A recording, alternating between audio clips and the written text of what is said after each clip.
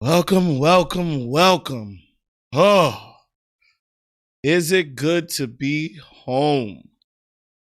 I don't know about y'all. It's been a little bit since I have been in my studio. I am back. I am tired. A lot to catch up today. Today we're gonna have some discussions and recaps of this past week's anime. Kaiju number 8, Death Note. We got Windbreaker. We still got Dan to Dan. It's a jam-packed session today. Now, I will not be playing any games today. Today we're going to be strictly having convos. We're going to be reacting to some trailers. We're going to react to some videos. Yeah. So that's what we're going to be doing. And hopefully we have some great enjoyment. I have a hard cutoff at a particular time. I have some prior things that I have agreed to be a part of, so I need to make sure that I'm there. Let me think. Anything else? Anything else, ladies and gentlemen? Anything else? Well, I'm still waiting for everybody to get in. I know I started early today. It's usually 11 o'clock, but for the life of me, it looks like nobody is here, and I'm over here talking to myself. Okay, let's get things moving along. All right. So, a couple things we're going to chat about is let's start off with everything that's going on in Death Note. Death Note, Death Note, Death Note. Death Note gonna be the death of me. In all honesty, Death Note gonna be the death of me.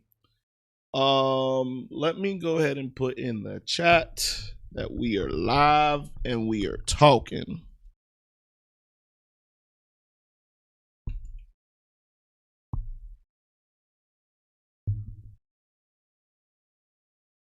All right.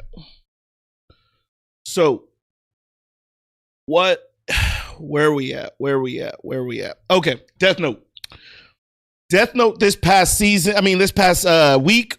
Oh my God. Craziness. I don't know. Y'all would have to tell me when y'all see this.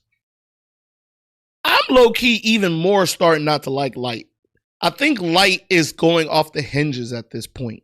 He is extremely like into this justice thing that he's willing to essentially risk everybody to get to that.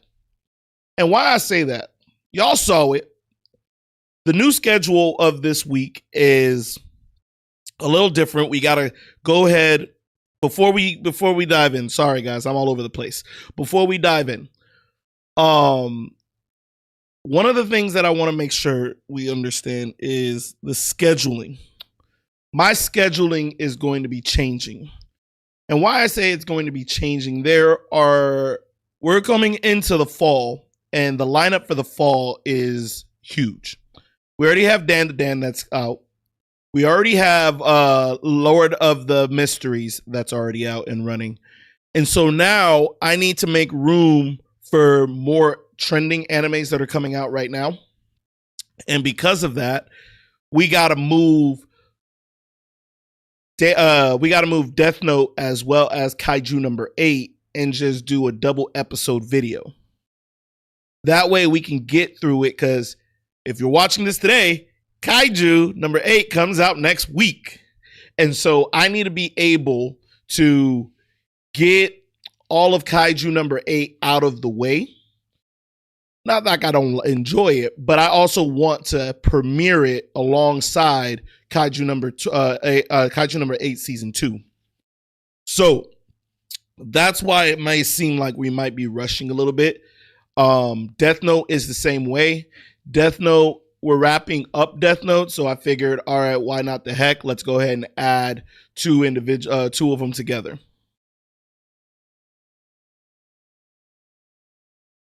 Oh, appreciate you. Welcome to the chat. First comment. I appreciate you. So because of that, I want to go ahead and start condensing and leaving up days so that we can do reaction to some of the new animes that are coming out. So with that being said, what you mean smile? I'm explaining something. We'll get to the smiles and the laughs in just a second. And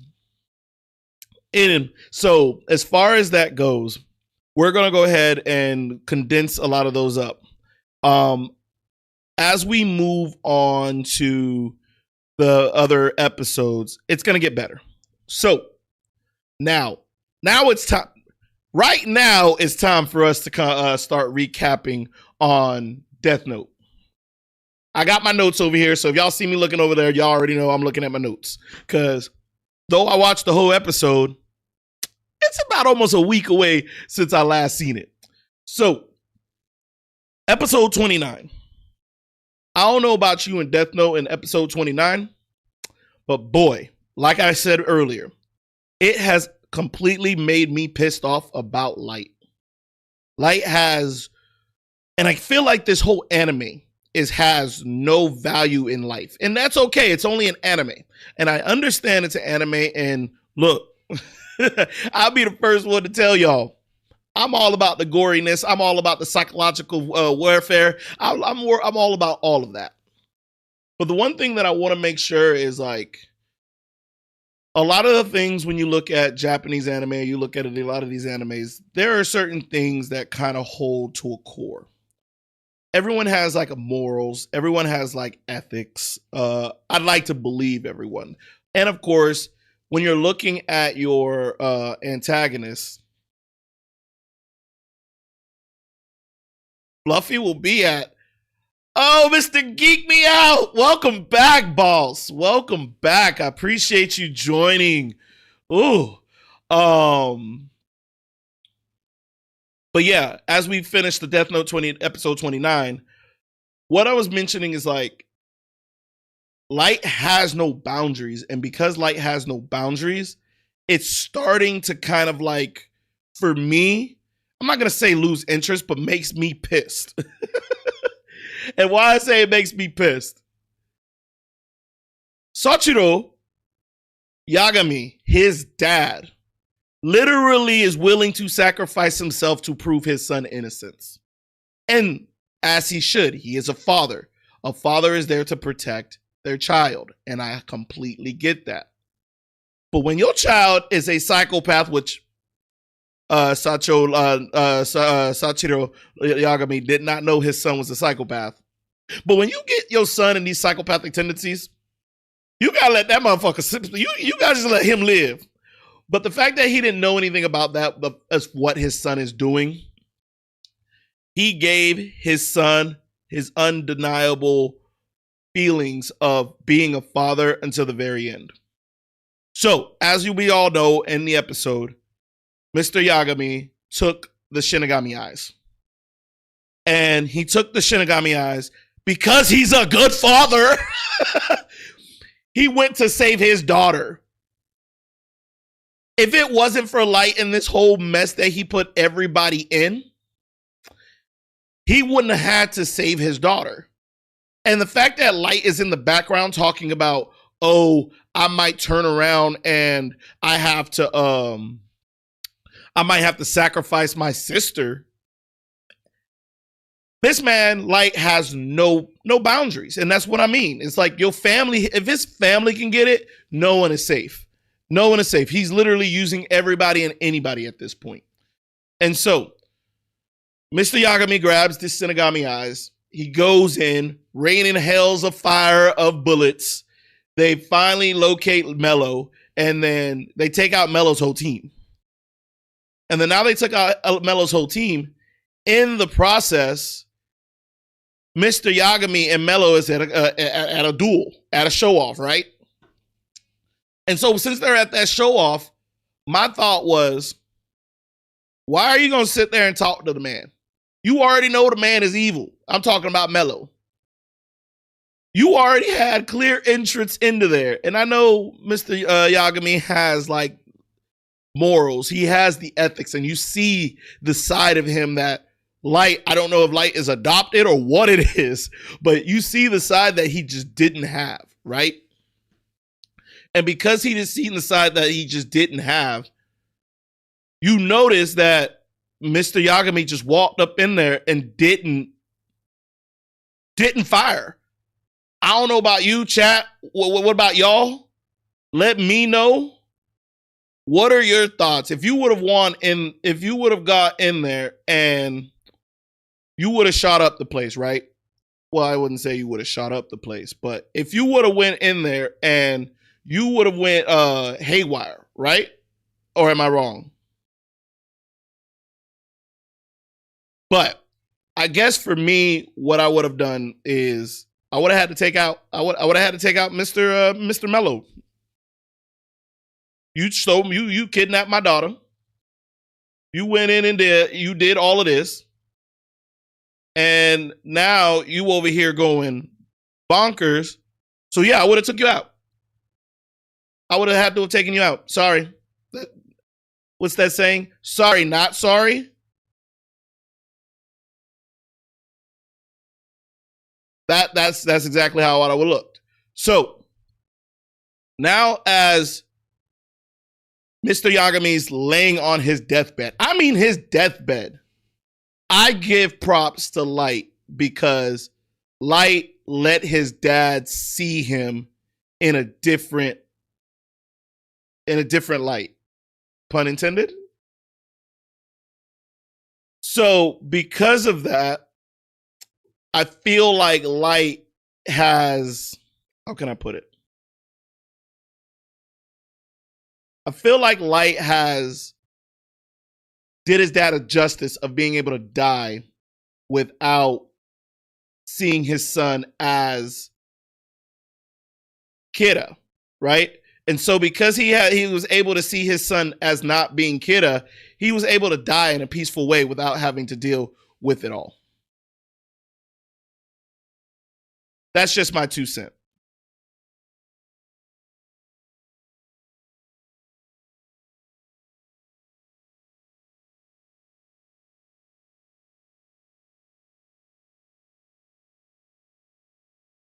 Sorry, y'all. Sorry, there was a issue. It's a little. I having a little lightning over here, so the power went out and everything went down. Yeah. So now that we're back, I apologize. Let's get back into what we were chatting about. I done lost my whole flow of things. Sorry, guys. Let's see. Give me 1 second to get things back in moving order. All right. That looks good. Back in the chat.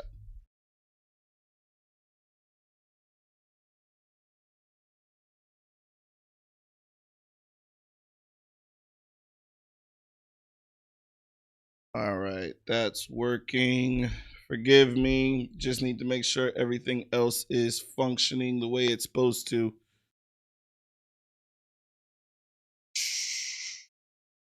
Give me 2 seconds.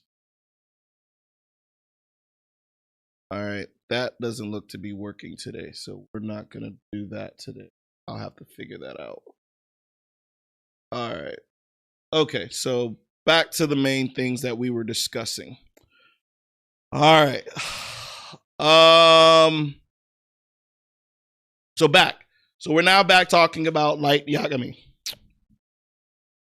All right. So on his deathbed, his father basically was able to see that Light was essentially not Kidda. And because he was able to verify that he was not Kira, because remember, he still had the Shinigami eyes. And the rule is, if you have the Shinigami eyes, then whoever has the other book, you can't see their death. So the fact that his dad was able to see his name in his death, that was the indication that he's not Kira. Now, we later learned that this was all part of Kira or Light's plan. Now he's already taken L off the board. He's taken his dad off the board. I'm afraid of asking who is next. Because if you're willing to get rid of your daddy, I don't know. So this was a shock to everybody as far as Mr. Yagami being killed. And the fact that he said it on his deathbed with everybody around, I feel like Light positioned it that way so that the heat on him would die down. So now we move on to episode 30. Nier is essentially the same mindset as L. Once he locks on or has an idea of something, he's locked on. He like a pit bull with no relax. So now he realized that somebody within the task force that's supposed to be going after Kira is complicit. And because of that, he's coming to the understanding that he low-key believes it is Light. Because if L believed it was Light, then he low-key believes it was Light. But now there becomes another distraction. I don't know. The Kira Kingdom to me is crazy. The fact that everybody is now like calling Kira a god, the justice of all justice, and it can tell you, kind of like in today's atmosphere, if influence is part of all of it, then what is really stopping anybody? So like, I look at it as like, all right, you have all these people who have the respect, who have not the respect or the want and needs of someone who's doing something, right? So if they have that, and then all of a sudden it catches fire, and then what I mean by catches fire, it becomes very, very popular, then it becomes a trend. And when it becomes a trend, there's no stopping it. So I honestly believe that Kira became a trend. And that was one of the main reasons why Kira became so popular. And because Kira became so popular, I really do feel like that is the main that's the main reason why a lot of this happened. So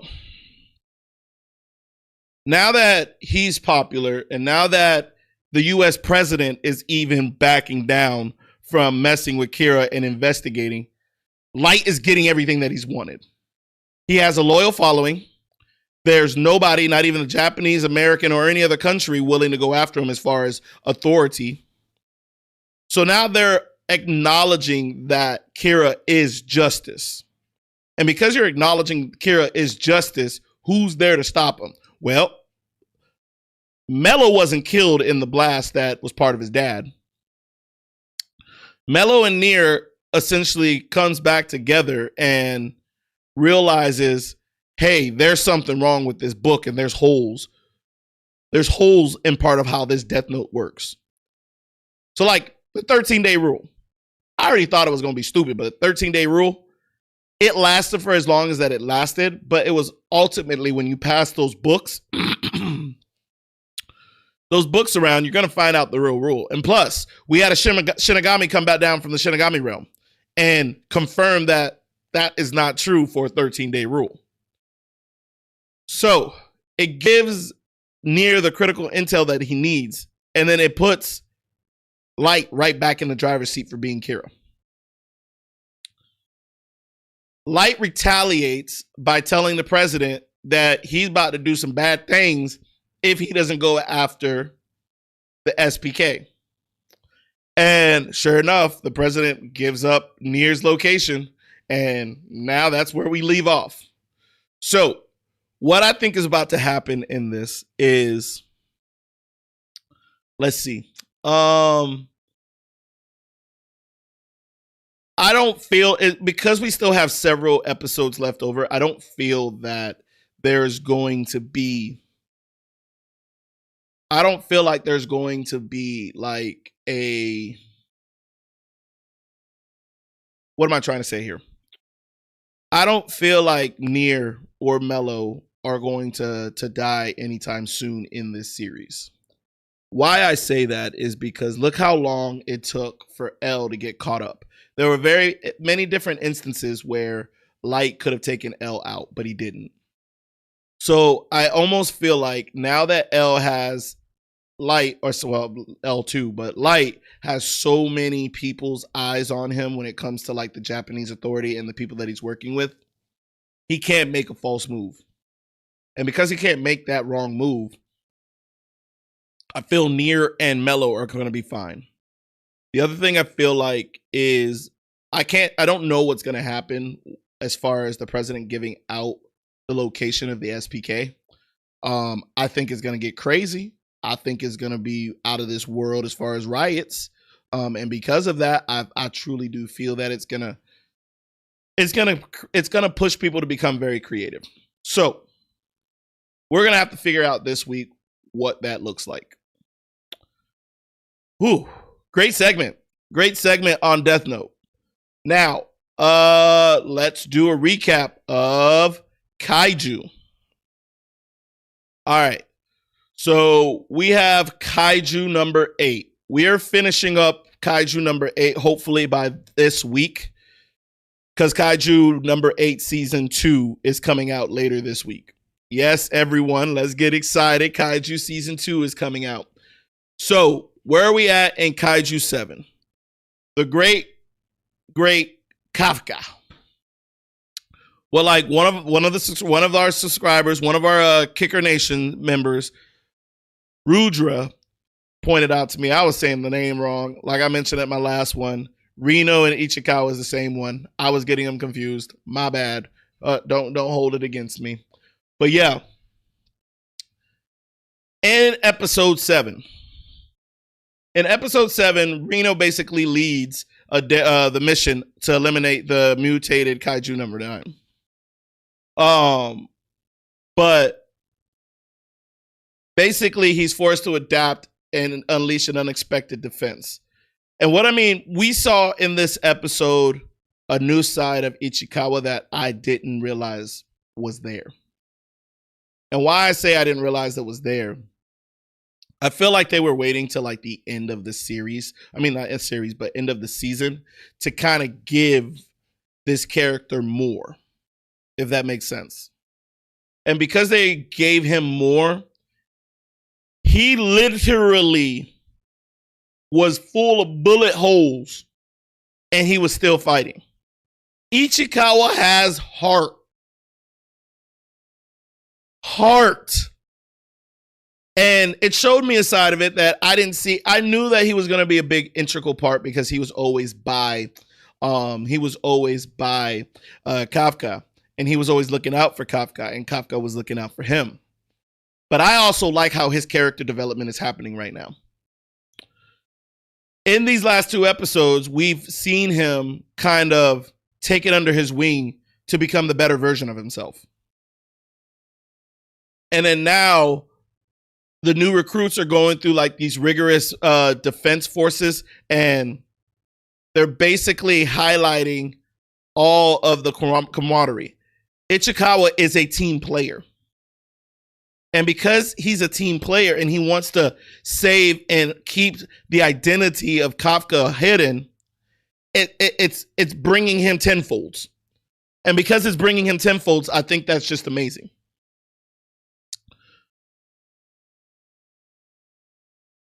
So the other thing that is beautiful is like at the end of episode 7, we notice that the leadership is evaluating Kafka.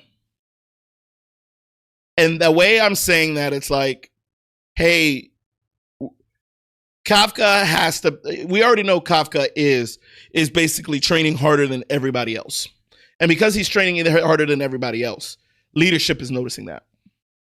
But that also triggered me to understand there's something big that's about to happen. Right? There's something big coming up. And because there's something big coming up, that's what we definitely want to see.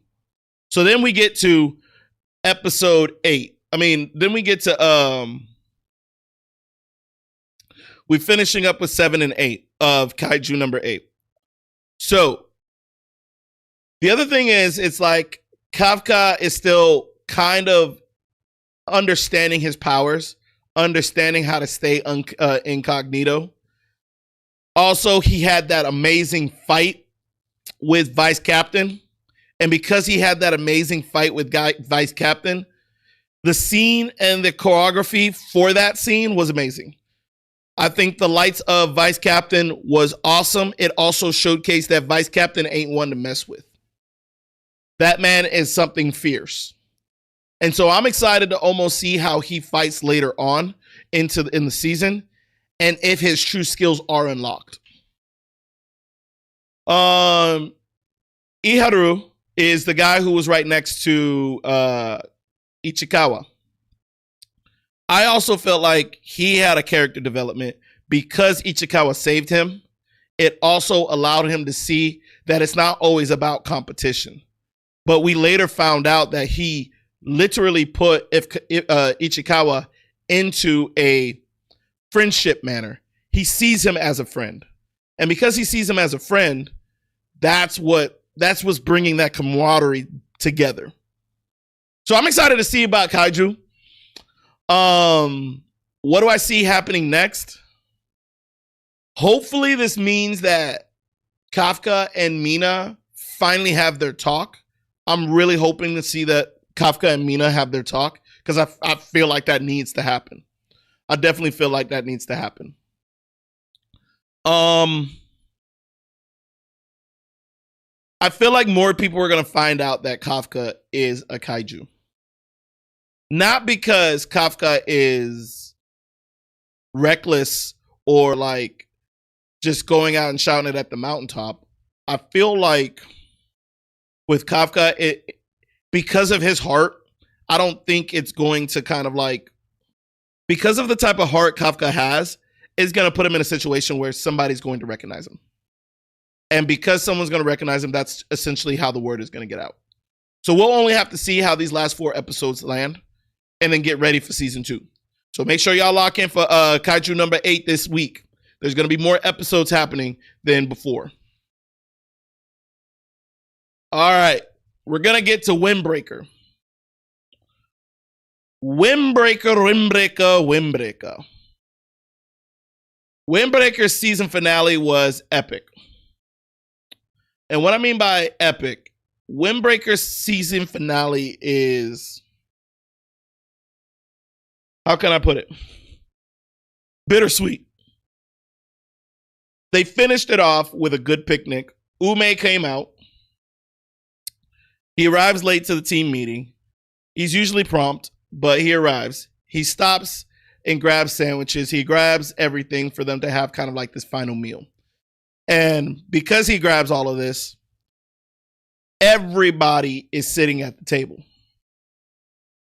The 4 kings, their underlings, Sukara, and everybody that you need to know is sitting at the table. Because it's story time, y'all. And remember, at this point, Sukara was being propositioned to basically go on his own. No one really knew what he was thinking. The tension was basically mounting for the kill in Gravel because how everybody was basically clashing. Endo is essentially, like we talked about last week, is a fierce of all fears, right? He's scared. He puts fear into Bufferin. Come to find out, he's former Bufferin. Him and Ume was basically like good and bad for the buffet, for Bufferin. And because of that, the story came out that they had to kick him out. This man was putting hell and brimstone. My dog was out here burning everything down. I'm talking about Endo was out here burning everything down. And the simple fact that Ume was just like, that's not how I want to leave Bufurin. And so they kind of casted Endo out. And being as they casted Endo out, it severed a lot of what was going on for Bufurin.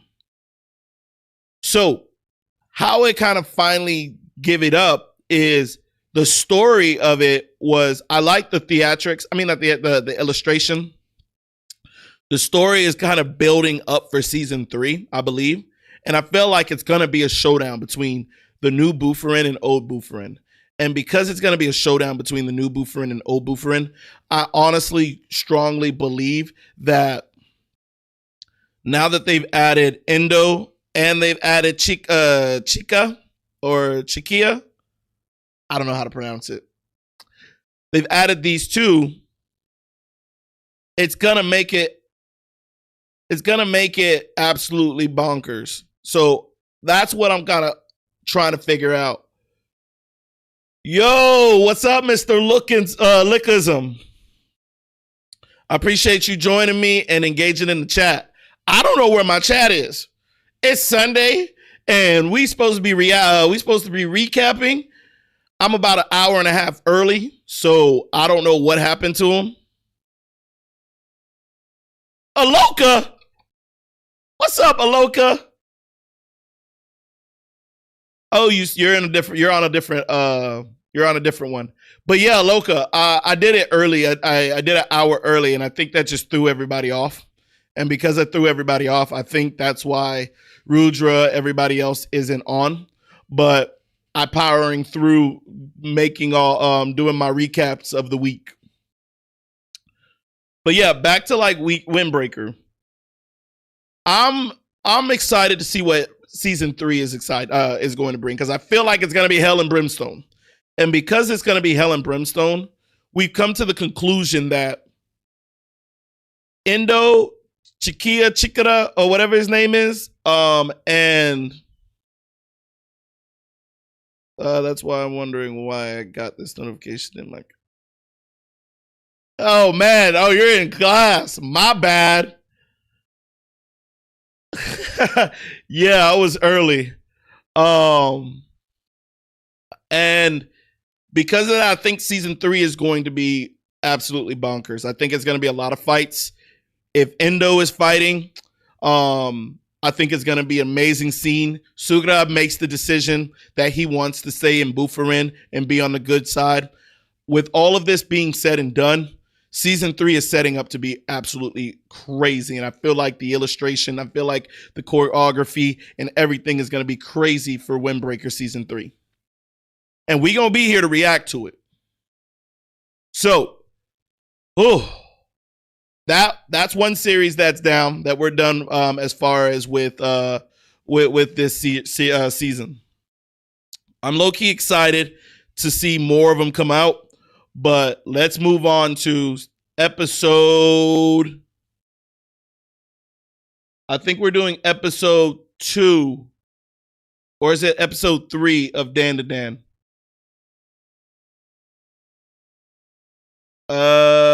Shoot. Give me 1 second. Oh, episode 3 for Dan to Dan isn't out yet. So episode 2. All right. Appreciate you, Aloka. All right, so Dan to Dan episode 2. Where are we at? Oh my gosh. If y'all haven't seen it, y'all got to see it. The final, like, I would say the final 5 minutes of Dan to Dan had us at the edge of our seats.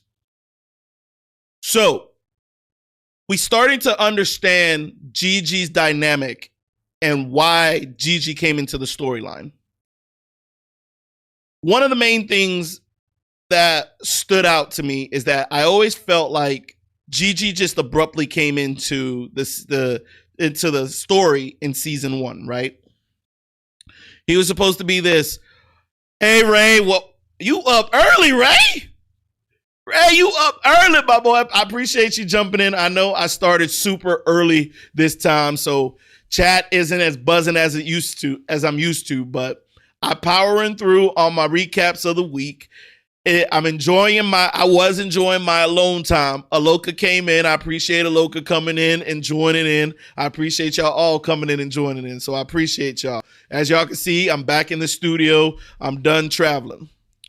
But let's do the recap for Dan to Dan right now. So as far as for the Dan to Dan, I feel like they set up Gigi's character pretty well.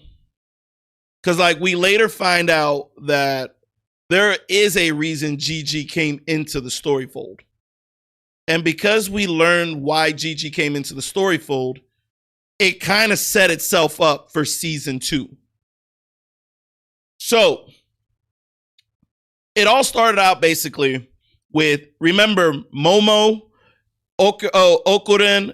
Oh, Saeed in the chat now. Oh, everybody's starting to come in. Hey, I guess 11 o'clock is that round time that everybody likes to come in. But back to it.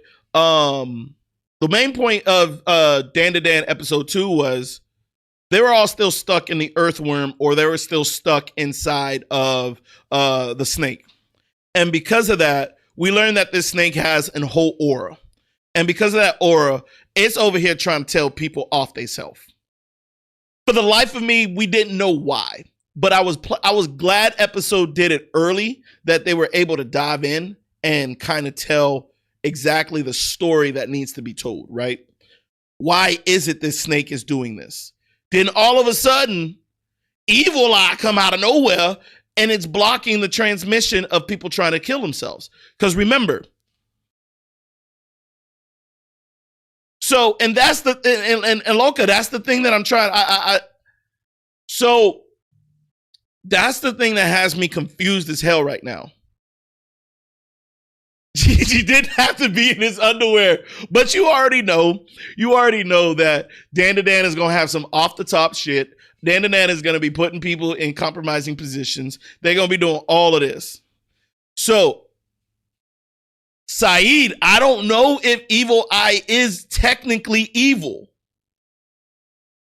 And why I say this is, I'm going to get into that right now. They go into the background of Evil Eye in episode 2. And the way that I look at it is, Evil Eye as a child was abused. And as he was abused, he essentially was neglected, left in a, I'm going to say, it didn't really say, but I think he was just locked up as a child. And all he wanted to do was go outside and play. And because he wanted to go outside and play, you build the resentment of these certain things because you were left separated and segmented away from everybody. And because of that, you start to grow that resentment. And because he was growing that resentment, to me, it was just like, okay, it's inevitable. So he becomes the ghost within that hut. Now that I seen the background of the Evil Eye, it wasn't the houses that were haunted. It was the land in which the houses sat on was basically haunted. And because of that, generation after generation after generation, all you saw these families that had children. And then when the Keto sacrificed that kid, the parents didn't stop it. That's when Evil Eye was like, parents are no good. I can't fault him for that. Parents are no good if you're going to sacrifice your child and then abuse your child and do all of this.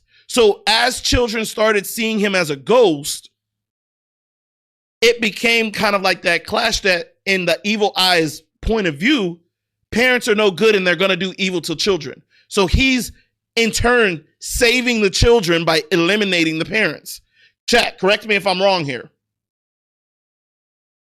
Evil Eye just manipulated Gigi. Just look at his smile before possessing Gigi. I think Evil Eye will be good at the end of my opinion. And that's the thing that I started to get. I think at this point in episode 2, Evil Eye is just misunderstood, and his anger from all of the past trauma that he has is what's fueling this. And because it's fueling it, he doesn't care how it kind of hurts everyone, because his mindset is only there for the good of the children. Because as we saw each generation, the parents kept offing themselves. And because they kept offing themselves, it left the children's abandoned. But I don't know what happened to those children in the long run. It never really stated what happened to those kids. Did they grow up and become successful individuals? Were they shipped off to another family member? We never really know what happened to those kids. Now, Gigi and his parents move into the house. And Gigi felt the ghost and everything that was coming of it, right? But he could never really put a finger on it, on what exactly was happening. And because of that, his parents just disappeared. I don't know if he witnessed that his parents off themselves, but what I feel in this instance is that Gigi was groomed for this. And because Gigi was groomed for it, that is why I feel like, because think about it. In the episode, it said, oh my goodness, Gigi's a genius. Gigi's handsome. Everything that's good about Gigi. It became a perfect scenario in which Evil Eye takes over Gigi's body. Now, that last couple episodes, what I'm going to say is this. Last couple minutes of it, Momo got her ass beat. And I already knew Ukuden wasn't going to let Gigi or Evil Eye come beat up on his woman. I'm going to tell you that. Yes. Ukuden came out and was just like, no, that's enough. Now, I'm very curious on the level of strength between Ukuden and Evil Eye now. I wonder how they're going to level off, because right before it ended, it indicated that their level of abilities were almost identical. But I don't know if when season 3, when the fight scene continues, if it's going to differentiate that. My best part of that episode was definitely the kicking scene. How he looked like the soccer fiend. I don't know. I felt like that was part Gigi and part Gigi playing the soccer, since Gigi was an excellent soccer player. Oh, you think Evil Eye is stronger than Ukuden? Well, we know Evil Eye is broken. He was just basically battered and bruised as a little kid. But wait, Aloka, how did you come to the conclusion that Evil Eye is stronger than Ukuden? But to me, overall, yeah, to me that was a good episode too. It has me hooked and wanting to see more. So I like how they kind of, because like in season 1, one of the things that I realized was that I completely forgot about Turbo Granny. Because Turbo Granny, speaking of Turbo Granny, I told y'all last stream what I felt about Turbo Granny. Turbo Granny low-key loves those kids, and she's growing a softer heart for him. Look how she saved Momo from Evil Eye piercing him. It was Granny who was in front of Momo to save Momo. I don't think if it wasn't for Turbo Granny, Momo would have survived. I wouldn't say survived. Momo would have got extremely hurt, because her aura hands were not out. But I'm excited for episode 3. And one thing that I was going to mention as far as the difference between season 1 and season 2. Season 1, low-key, it sometimes feels like there are chapters. And in each chapter, they kind of close it, if that makes sense. it doesn't keep you on a cliffhanger for season 1. And now already for 2 episodes in season 2, it's leaving you on like a cliffhanger wanting more. So I kind of like how it's changed it to build the suspense of the series. Because see, Evil Eye got projectile soccer ball type of thing, and Okuden does not have 100% of Turbo Granny's powers. Also, Turbo Granny will not leave. Kicks is fearing next on your reaction series. Is Furion next on my reaction series? That is a good question. That is a good question. I guess you're going to have to wait and see. But it is a good question. I appreciate you asking that question, Aloka. But look, as y'all can see, as I released Attack on Titan, the OVA series yesterday, I hear you guys when y'all tell me certain things. I just got to release them in certain orders, or it's going to mess up the whole flow of my brain as well as how things release. So, you guys weren't in the chat when I explained it at the beginning of the live. The schedule is going to be changing. Gabby is the GOAT. Oh, are you talking Gabby from, is that Inferion? Or I don't know who Gabby is. But the schedule for the animes are going to be kind of shifting around. And why I'm shifting around, and I'm giving you guys a heads up on this, is because the way a lot of these episodes are dropping, I already had episodes or I already had reaction. Oh, Aloka, you can't just be dropping things like that. You got to give me context. You can't just yell out Gabby, and then Gabby can be part of an anime I hadn't seen yet. But I also said, oh yeah, I also said Attack on Titan because I reacted to it. Now I'm putting 2 and 2 together. Got it. My bad. Okay, so about the scheduling. So because there's new animes coming out right now, and we're in the midst of fall, and there's more coming out, I'm rearranging certain things to make sure that they fall in the right order, because I want to get my reactions out 24 to 48 hours after the episode drops. So because of that, that's why you guys noticed this last week. I opened up Thursday and Friday. I had to open up Thursday and Friday because we already know Dan to Dan comes out later in the week. But we also have other animes that are starting to come out later in the week. There's a new reaction that's coming out tomorrow, and that's going to move Death Note. So the days are going to start kind of seeming it's not going to be inconsistent in how often I post. It's going to change because of where I put it, if that makes sense.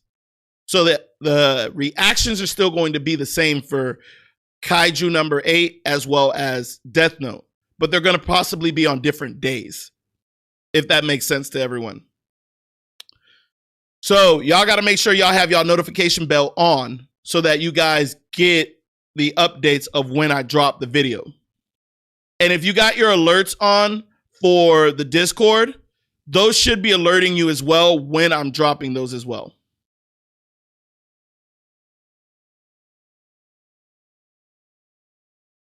All right, bro. Why you typing in caps, Aloka?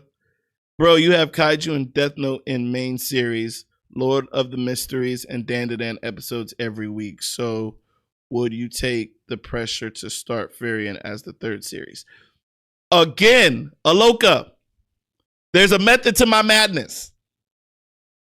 There's new series that are dropping this week. We also had other animes that debuted in the last 2 weeks. So I have to start thinking of, we have another anime. So for example, we have Kaiju season 2 coming out, right? So I need to hurry up and finish Kaiju season 1. We also have Dan to Dan that's out. We also have some other ones that I want to test out. Now, Furion is on my list. And it could be coming out this week. It can be coming out next week. It can be coming out the week after that. It's coming, but it just ain't here yet.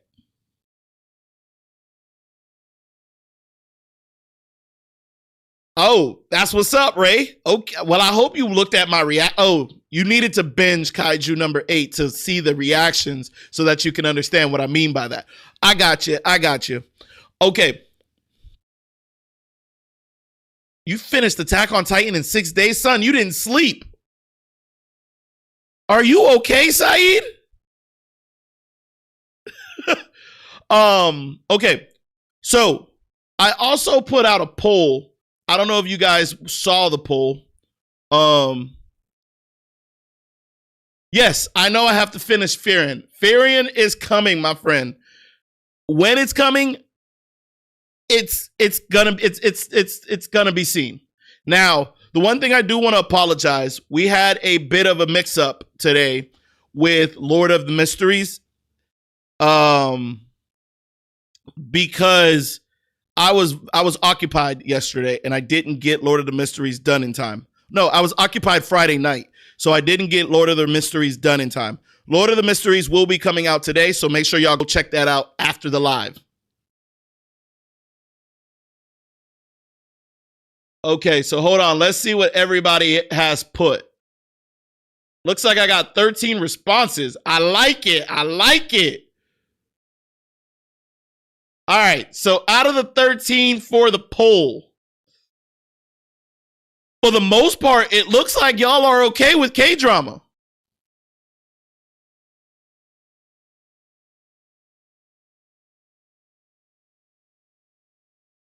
It seems like y'all are okay with K-drama. I'm excited because I really do truly like K-drama. But I didn't know if y'all would actually, fuck with K-drama. But seeing as where it's at right now, I'm going to leave more time and see how it kind of pans out. But it's good to know that K-drama's in it.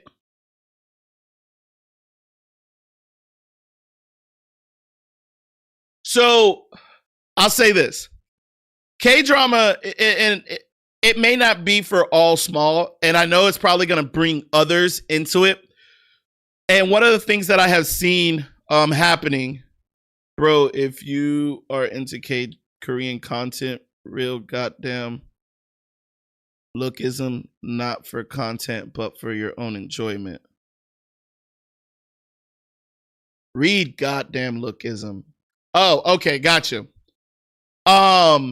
Aloka, if you can you throw that into the recommendation channel on the Discord?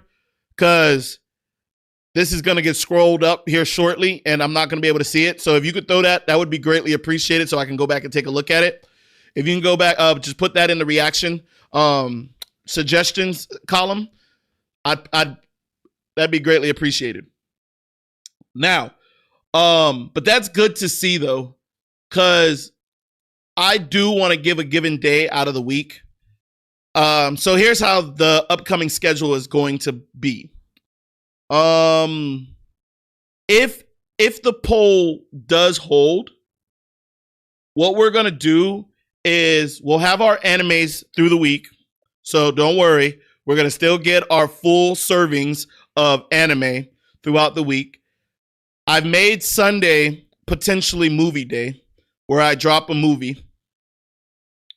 And then we have 1 day left, and I might just pick a extra day out of the week. Maybe it's a Friday, or maybe it's like a Saturday where it's going to be like a Korean, if it passes, it may be like a Korean drama day. Because once Death Note finishes, it kind of opens up a slot for me, and I can put a Korean drama in there. So every day of the week, you're going to get a different type of show. And I feel like that hopefully keeps everybody engaged so that hopefully we get to monetization and we get to where we need to as far as having memberships and moving forward. That also means the Patreon is going to be lit.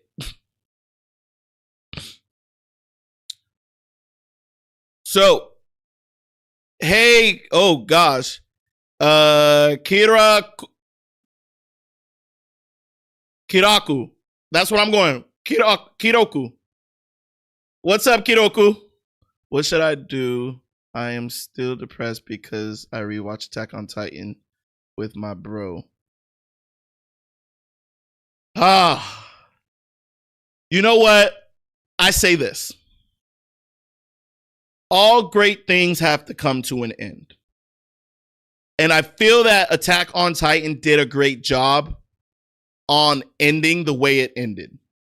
Yes, it's sad that Attack on Titan did end, but I also have to appreciate Attack on Titan ending at that moment that it ended, because what if it would have kept going? Could you imagine if it kept going and having a storyline and then the storyline started to get weak? How many times have we seen a TV show or an anime that has just went on longer than it needed to go on, and it started to lose, and people started to lose interest because it was so long? So that's why I'm happy that I got to witness and view the things that Attack on Titan had to say. But yeah, it's sad to see it go, but I'm happy to see that it ended on a good note and that I enjoyed it. That's all I'm going to say about that, Kuraku. Don't start that many series at once. Why do you say that, Saeed?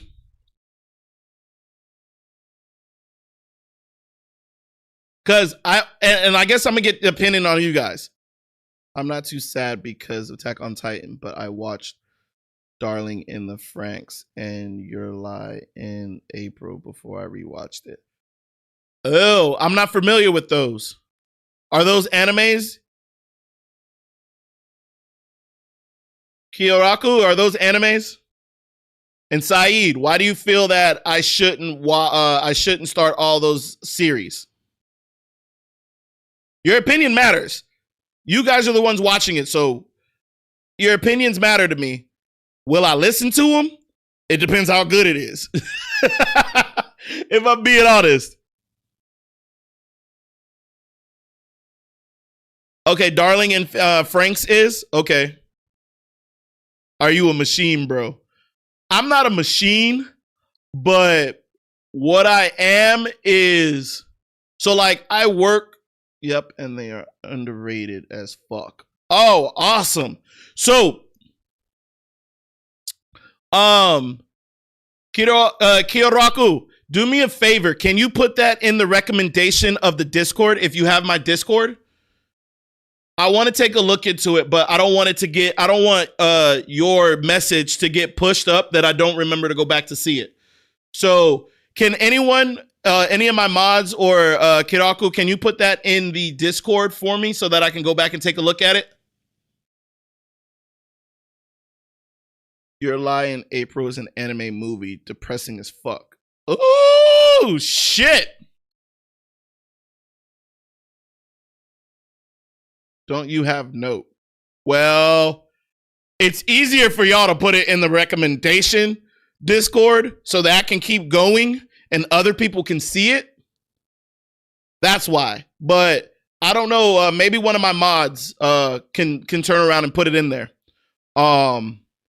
If you're not part of the Discord family. But yeah, I'm focusing on this right now instead of writing or putting in a note. But either way, one of my mods may put it in there. The recommendation from Kiraku, I think it was Darling and Franxx and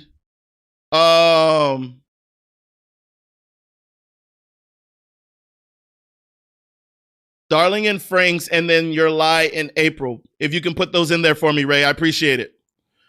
Lookum is above all. Okay, so what did you say, Aloka? I recommend you Freon because, see, we need a change in genre. We have a lot of action and Shunrin, so if we add Freon after Dark Note, it will be a change in vibe. Okay. Aloka, I respect that. Appreciate you putting it in there, Ray. I got it. Are you a machine, bro? You have a job, have a business. I don't tell you not to watch that many. I just tell you not at once. Okay, Saeed, I get what you're saying. I get what you're saying, and I know why you're saying that. And I definitely understand not burning the candle at both ends. We definitely don't want to burn the candle at both ends. So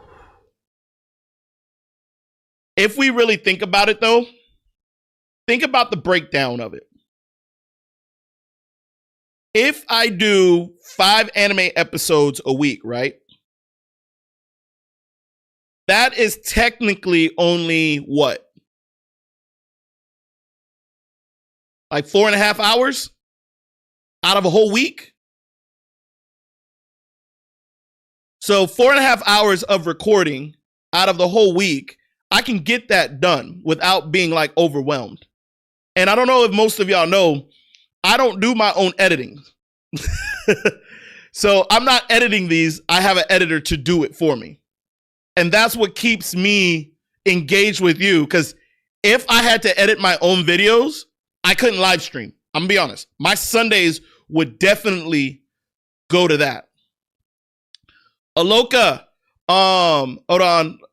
Kidaraku watch more than 623 plus animes, but I have still 46 in my watch list, so it is going to finish in 2 months. I still need some more. Dang, you've watched 620.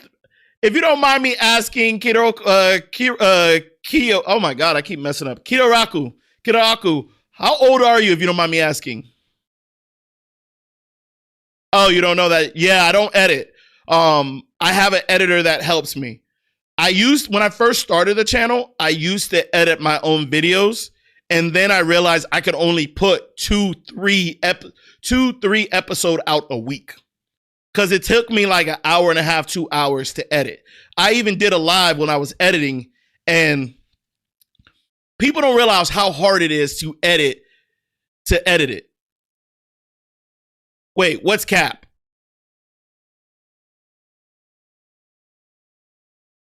Well, I don't know what you mean. What's cap, Saeed? Can you explain? Kiroku is an otaku. I have watched 54 animes. Dang.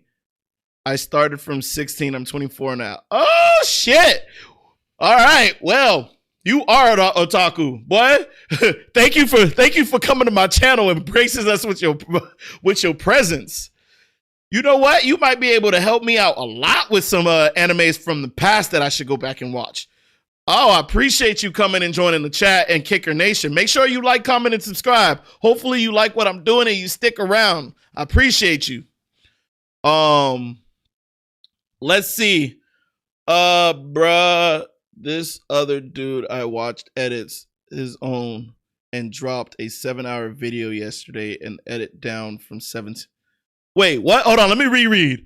Bruh, this other dude I watch edits his own and dropped a 7-hour video yesterday and editing down from 17. Oh, sheesh. See, that's the other thing that's difficult as hell.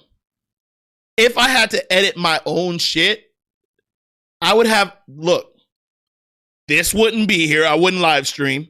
And I wouldn't put as many videos out as I am now. In all honesty. Because I did that the first whole year that I had this channel. For a full year, I did my own edits, right? I wanted to see what it was like. And I could not get anything done. I was late. I was inconsistent. I had to figure out, like, my editing started becoming really, really shit because I was speeding through it. And then it finally dawned on me that I needed to just get an editor. Allocate some funds to have an editor do my edits so that I can focus on the reaction. Yes, I'm not monetized. I'm not one of the big anime reactors, whatever the case may be. But I had a little bit of money that I can put into it to improve the channel. And I'm guessing that's what has you guys returning back to my channel. So I appreciate y'all guys loving what I'm doing, But yeah, I don't do my own edits. Shout out to Sammy, my editor, because that man is the truth. Sammy keeps my life in order when it comes to Just for Kicks anime. Just for Kicks React wouldn't be Just for Kicks React without Sammy. So I got to give Sammy his kudos. All right. Hey, why y'all going after Kiraku? Say, do you know all animes aren't big as Big 3? Still 623 plus. Well, we don't. Hey, Saeed, you can't say it's not possible. You can't say it's not possible. 623 at 30 minutes. Well, to me, if that man has done it, who are we to say he ain't, you know? Because, like, when it comes to, like, American movies and American TV shows, if I combine all the TV shows that I've watched in my lifetime, it's more than 1,000 episodes that I've watched. But it just wasn't anime. And now the fact that you can get anime on your phone, tablet, computer, wherever you go, it is possible for him to have watched, or for them to have watched 623 plus animes. You feel me? Oh, it's for sure not for everyone. I just find it crazy the people that do it themselves. Yeah. It is daunting. It is daunting. And the thing, to Ray, to back that up, the thing that also bothered me the most, that it really, really drained me, my regular world, as far as my job, like my consulting job, my job and my business, I sit at a computer all day. And then to clock out of my regular life job and then sit at another computer to edit. Like, my business computer is like right here, right? My business computer is over here. I just simply stand up or scroll my seat over to here, and now I'm in the studio. You know how much time behind a computer that is? In that last year, I was literally behind a computer for about, I'll say 15 hours out of the day. And that took a toll on my health. So that's why I was like, it's not just investing in the channel, but it was investing in my health, because I was sitting at a computer for about close to 17 hours, 16 hours a day. That's not healthy. That's not healthy at all. All right, let's see what chat says. One Piece, Naruto, Bleach, case closed. Take most of my time, almost 2.5 years. Damn, to come to my house, I'll give you posters. Best word to describe Kiraku is a vivid anime watcher. He might even watch all his guys. Saeed, if you are not too connected to anime, there are animes which you can finish in one night. Oh, that is true. There are a ton. What's your currency in Skype? Look, did we just build a friendship in our chat?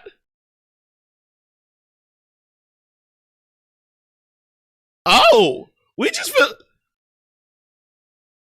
we just build a whole friendship in my chat? I love to see it. Thank you, Kiyoraku, for bringing the energy. I appreciate you joining. You know who I realize is missing? Where the hell is Rudra?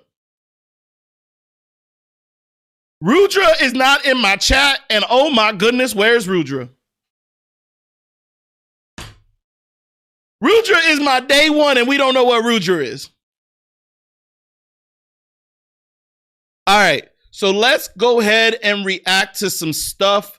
I wanted to give you guys, since you were in the beginning, what do you mean call Rudra? I don't have Rudra. Or maybe I can ping Rudra in Discord. Yeah, he may have not seen it that I pinged early. I don't know why the notification. Did everybody get a notification that I went live? So I went live exactly at the 10 o'clock Eastern. I don't know how long it takes for the notification to go out once I go live. Does anybody know how long it takes? I want to make sure because like if that's the case, what I might start doing before I go live is starting the live at least like 10 minutes early to give you guys time to get into the chat. But I don't know how long the notification takes once I go live. Because like right now, the way it's set up. Oh, you just scroll and found me. Well, thanks, Saeed. You need to have your notifications on, sir.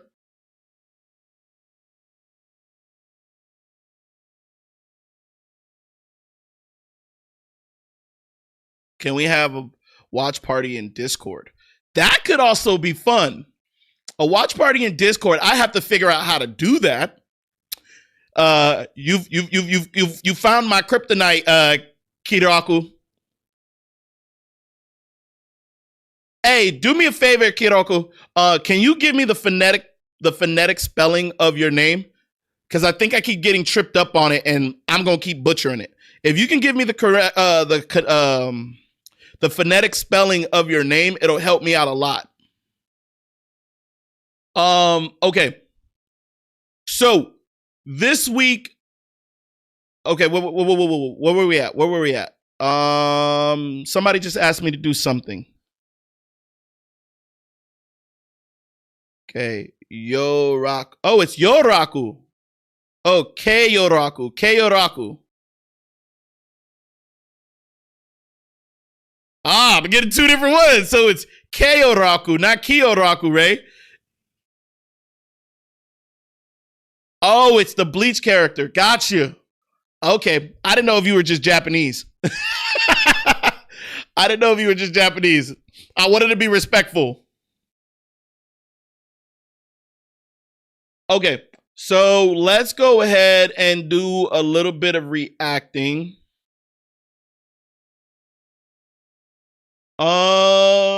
Let us see. Where is my playlist? Oh, heads up. I know we, for Lord of the Mysteries, it was a late, I know I said it earlier, I just want to reiterate. There was a delay on it. It is dropping after our stream. And so make sure when y'all get done with the stream, make sure y'all hop over and watch the new episode of Lord of the Mysteries. A quick show of hands before I start jumping in and doing anime reactions. How do y'all feel about Lord of the Mysteries? What are your guys' thoughts? I'm curious to know, what are your guys' thoughts of Lord of the Mysteries?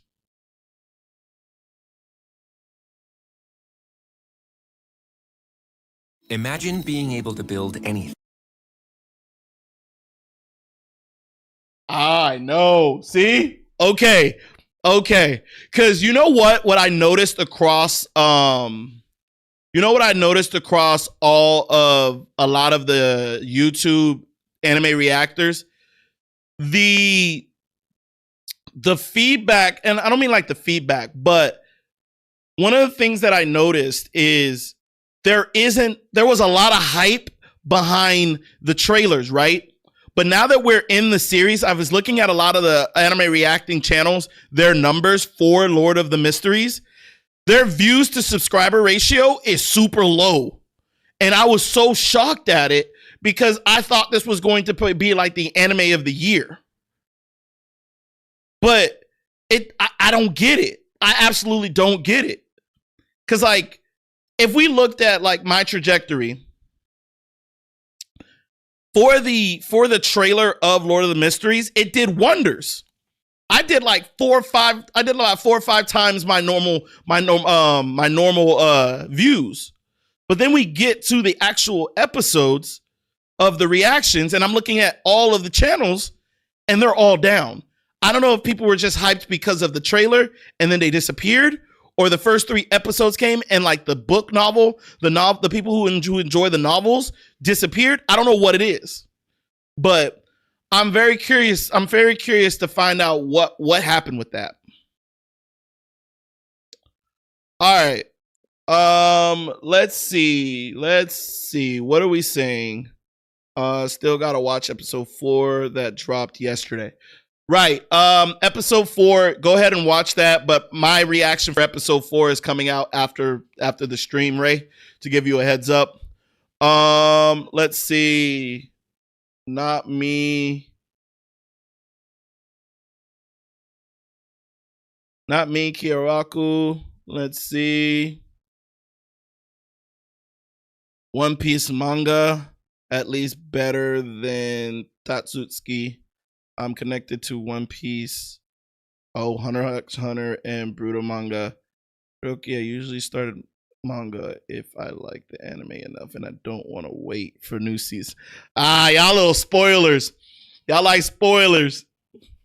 I think people don't like to use their brain while watching, so got super confused. I'm gonna go to Glaze. So, Lord, because it doesn't hand hold you. That is true, Ray. It doesn't hand hold you. Are there people who are like, no? It's very much wants the viewer to pay. And you know what? I think what it is, and Ray, this is also probably a thing, but I pushed through it, is when you're reading the subtitles, you're not getting the full picture. No, Aloka, I don't want no spoilers. No. I don't want no spoilers. Thank you, though. No spoilers. But Ray, to push on your point, I think a lot of people were expecting the dubbed to already be out, and I think that's where all the hype is going to be, is in the dubbed edition. Because it's not like your normal Japanese, but it's your Chinese, and it's a completely different language. It's kind of like a disconnect. So because dubbed was delayed, I think that's why the hype of it was kind of just fell.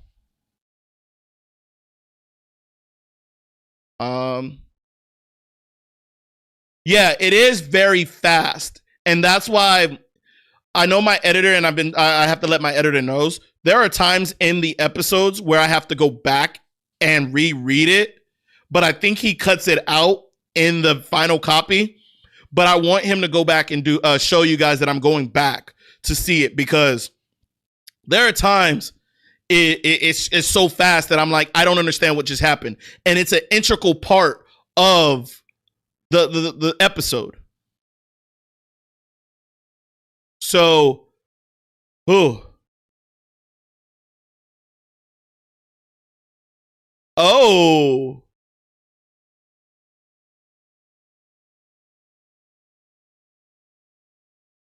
if you're into romance, Kay, we got Korean dramas starting. Well, based off of if you go to my post on my channel, Kay, go and vote if you're into Korean dramas.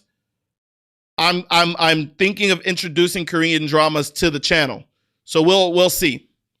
So hopefully you like that kind of stuff. All right. So what we're gonna do right now? Oh, big announcement! Not big announcement, but for this live today, I know you guys weren't here earlier. We're not going to be playing games today. I have my niece's birthday party that I need to go to. So we'll probably go to about 12:30, about another hour. Maybe we'll hit 1 o'clock. I'll be cutting it close. But that I have a birthday party for my niece that I need to go to.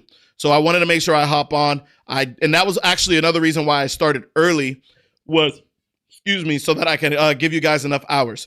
So what we're going to react to right now is going to be...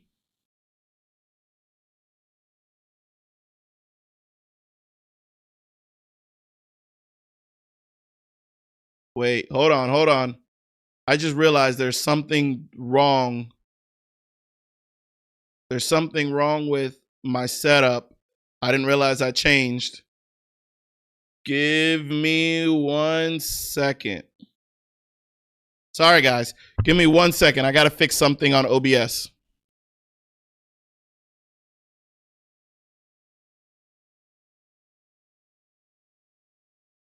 Give me 1 second, guys. Almost there. Almost there.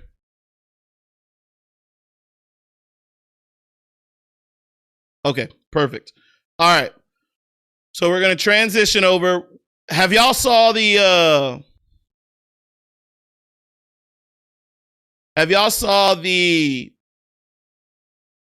reaction for Tokyo Ghoul?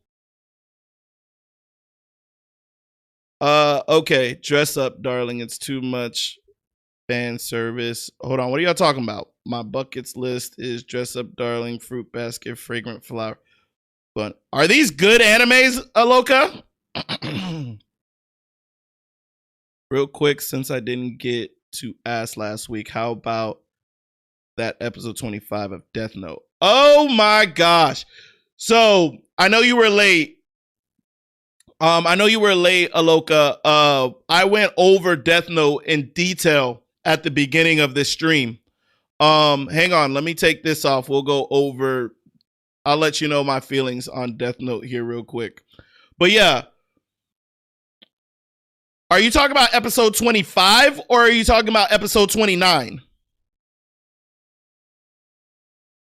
Not Aloka, I meant Ray. Sorry, Ray.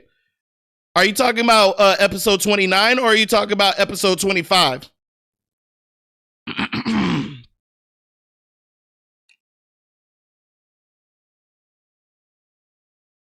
No. I went over episode 29. Okay, I didn't go over episode 25 this time. I went over episode 25 a while back, I feel. I think I did it last week.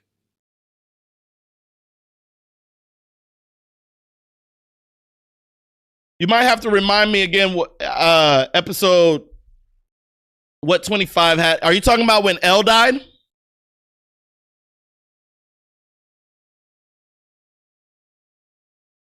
I think we're talking about when L died. And to me, yeah. Shit. My initial reaction was like, fuck. I was mad because it's like I didn't get to see the chess match that I wanted, kind of like we had in the beginning before L and Light were teamed up or handcuffed together. I feel like I was waiting for like Light to escape or something and then become like the villain and it becomes that chess match again. To me, I felt like it sucks that they cut it short and it was just unexpected. That last episode, I know you guys kind of brought the Bible script in and you were telling me that was kind of like the whole Bible version of it and him washing his feet, knowing that this was going to be the end. I see the biblical part of it, but I wasn't happy about it.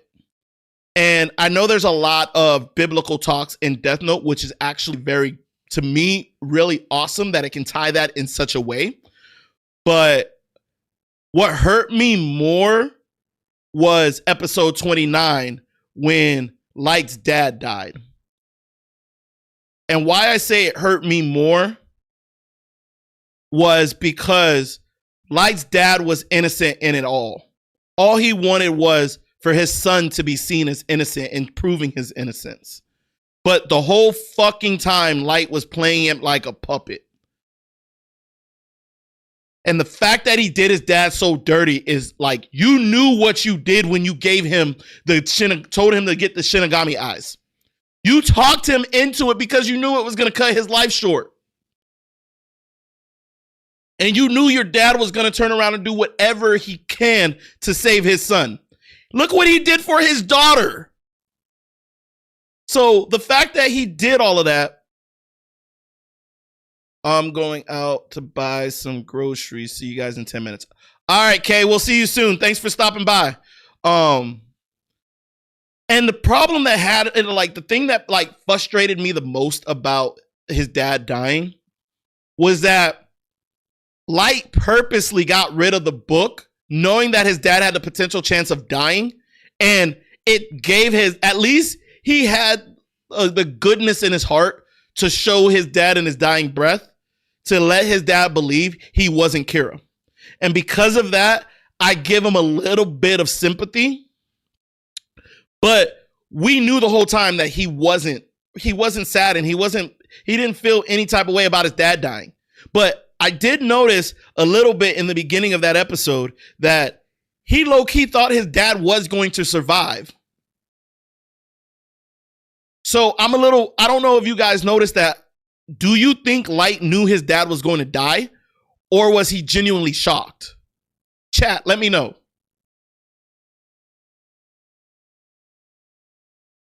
I'm sure. Aloka, I'm sure everybody loved the dynamic between L and Light.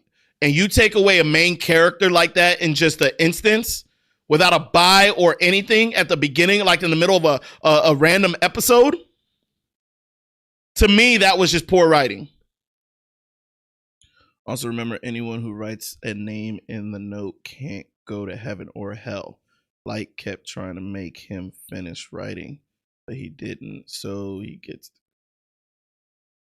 But wait, here's my thing. I don't know if L deserves to go to heaven. Here's why I say that. I don't think he should go to heaven because of how he treated life on Earth. Think about it. L was willing to sacrifice anybody and everybody. Oh, you're talking about his dad. Oh, got you. Because I was going to say, L was over here just trying to off people. Oh, yes, you're right. Okay. I started hating Light after he considered to kill his sister. Saeed, you're absolutely right. I was right there with you. When he said his sister's death would be justified, I was like, he's too far gone. He's too far damn gone. Misa's suicide was... Wait! What? Aloka, you just gave me a spoiler! Oh, you son of a bitch. Aloka, you son of a bitch. You asshole. Please tell me you was mistaken that Misa's suicide. Aloka, you gotta be a big asshole to let that one out the bag. Aloka, you better answer me, goddammit. Aloka. No, his dad. Yeah, I got you, Ray. But right now, I'm focused on Aloka. Aloka might have dropped a bomb on my dumb ass. Light has the qualities to become a Shinigami. Well, of course, he's a devil. He's basically a human Shinigami. L too, though. L had no sympathy for any kind of kills.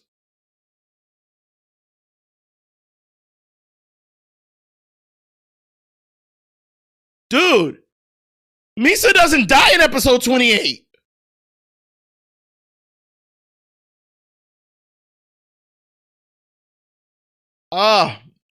You're killing me, Aloka. That means you haven't been watching my reactions, sir. That means you haven't been watching my reactions.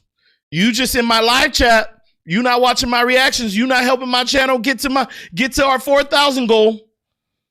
Sir, that's not good. You just gave me a big ass spoiler, Aloka. That one hurt. That one hurt. Now I don't know if I can be shocked when I hear about it. That one hurt. You can't say, psych, I fooled you. You can't. Now I'm going to be expecting it. You can't undo it. I can't undo the knowledge you just gave me. I'm going to be expecting it now.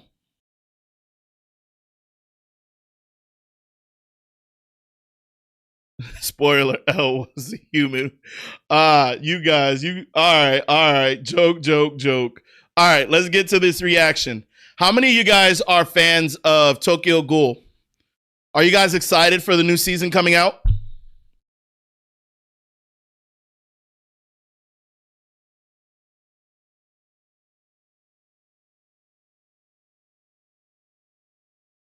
Yeah, you probably did get a great face. I wasn't happy about that one. I thought you really did. I thought you really did over here giving me a bad spoiler. Spoiler, humans can drink water. Get out of here. All right, so let's react to Tokyo Ghoul, the official trailer.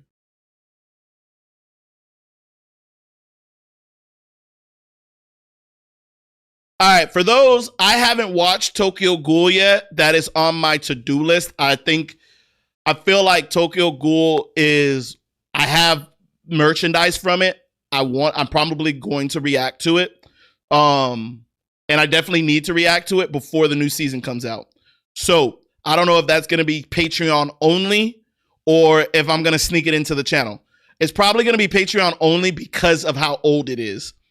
I don't know if people are actually going back and wanting to watch the reactions. You feel me? So it may just be Patreon only.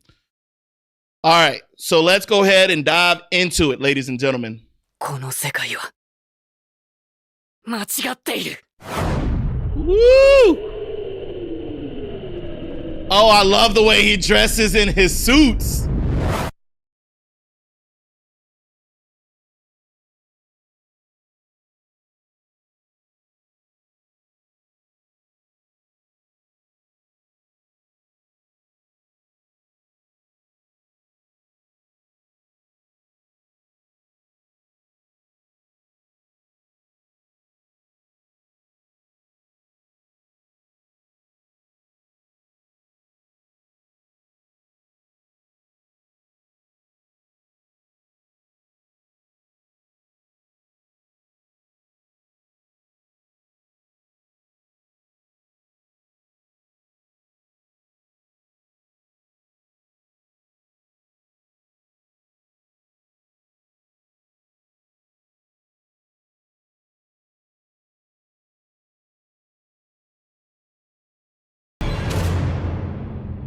Okay, that's exciting.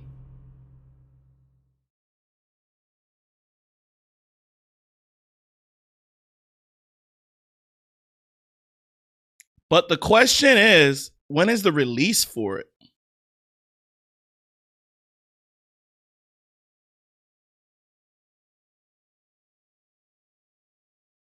I wonder when the release is for it. Hold on. Tokyo Ghoul starts. The moment underrated character for me is Yasui. When it's realized he didn't eat Smile, it makes me crazy. Manga was good, but the anime was pure trash after season 2. Wait, Kay, are you talking about Tokyo Ghoul?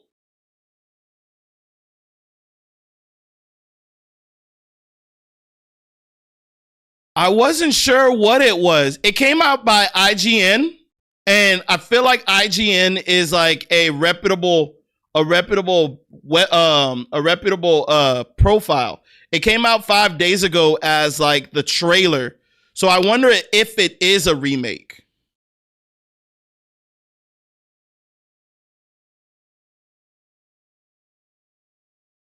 Oh, I guess it's a film that's coming out of the actual series.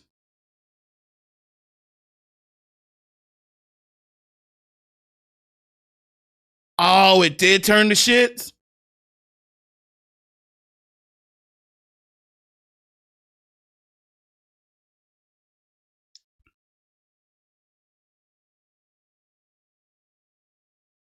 Yeah, it looks like it is. It's going to be a film that they're putting together. But even though it still means I need to react to Tokyo Ghoul. All right. Black Clover came out with their second season. Did y'all see that? Now, Black Clover is another one that I haven't seen. So y'all forgive me. Y'all got to remember, I'm not K. I'm not K-Roku. So remember, my anime is very limited and I'm trying to get to that level of otaku status. I don't know exactly what otaku status is, how many numbers of episodes I need to watch in order for me to be considered otaku, but I'm getting to it. We're watching them together. We're on this journey together. So make sure y'all like, comment, and subscribe if you're in my channel. Enjoying the journey. I have a question. What is Attack on Titan's OVA? I only know JoJo OVAs. Oh, Attack on Titan is the extra scenes that kind of like dive into it. If you're on Crunchyroll, they have them in there. It's like 8 episodes that are like a deep dive into it of the original episodes. Spoiler: Light is actually a Shinigami who was thrown to Earth, and it possessed him and got. Now y'all just throwing spoilers. Y'all just throwing spoilers. Thanks, guys. All right. Now we're gonna react to Black Clover second season. Anybody excited for Black Clover second season?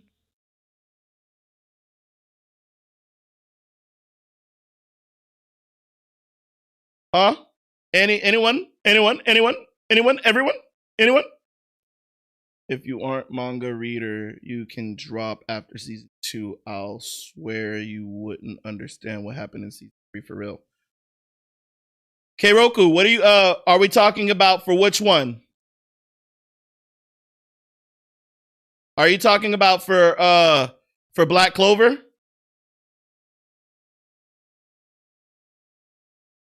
All right, here we go. Black Clover. Oh, hold on. Oh, Tokyo Ghoul. All right, noted. He's giving up magic 2007. Has it really been that long?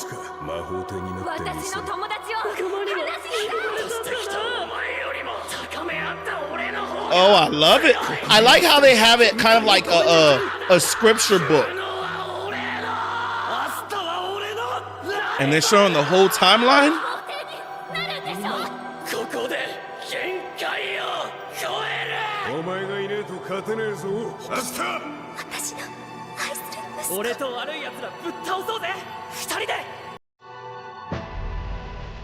Ooh, Yuki Tabata. Oh, I love the darkness. Oh, that is amazing illustration. It kind of reminds me of Mega Man.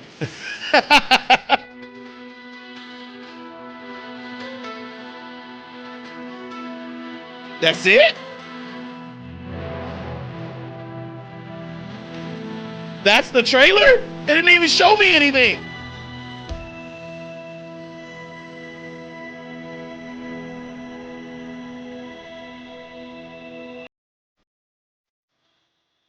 It didn't even show me anything. Oh, okay. Well, that's interesting. I guess it gets you excited for it, but it didn't really show me anything that had to do with it. We can Astra starts out so annoying by screaming all the time, but quickly turns into the goat. Ooh. I heard Diddy can be freed. Is it true? I don't know. I haven't been really paying attention to the Diddy case. Bro talks in all caps. Wait, who talks in all caps? Me? Keiroku, Natsu, or Asta? Atlikism above all people are biased when the female is the MC, so I'm disappointed with many people and will tell others to give Fearin a shot, but they won't. I and Keiroku vote for Fearin season 2 reaction. Okay, let's take a look.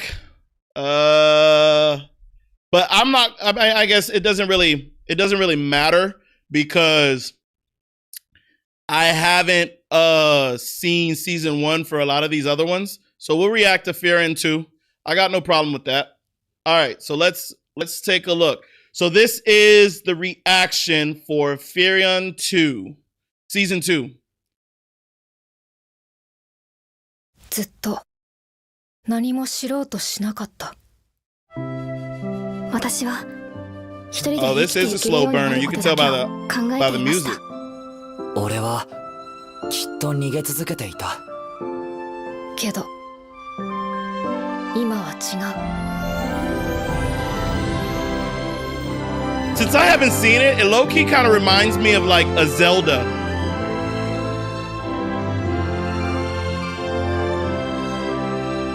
But it looked like it could be harmonious. 早々のフリーレン第2期 It feels like it's gonna be 2026 2026. 放送開始。Okay, that's why. Okay, I see, Aloka. That's why you wanted me to react to it beforehand. But it's exciting, though. I'll have to definitely watch the first season of it. I'll have to react to the first season of it.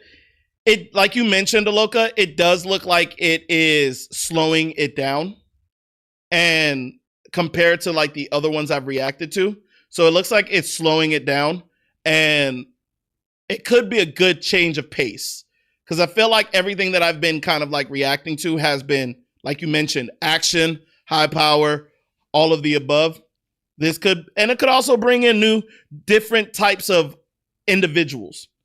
Aloka, when you write, you're right. I'll give you that. When you write, you're right.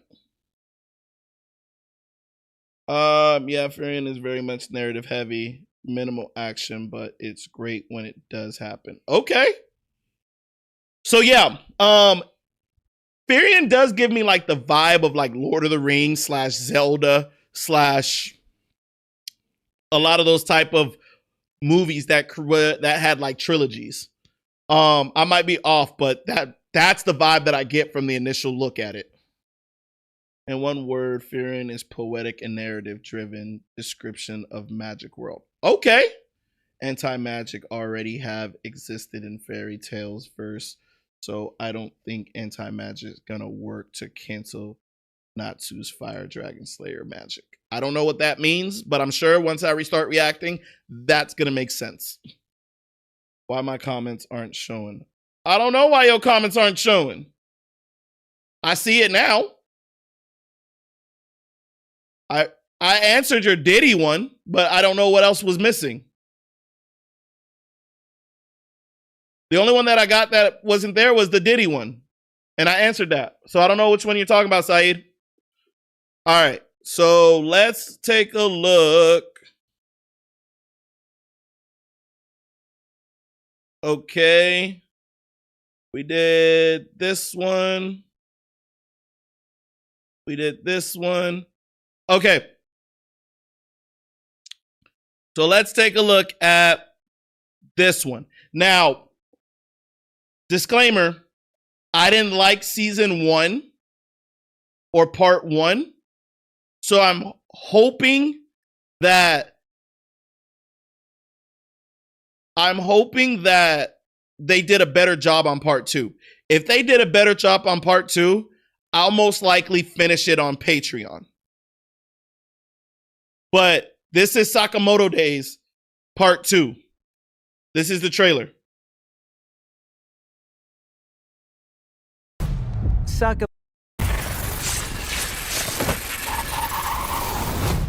Sakamoto, I heard a rumor. The story goes, Dubs. you've been looking for those serial killers. Who are you?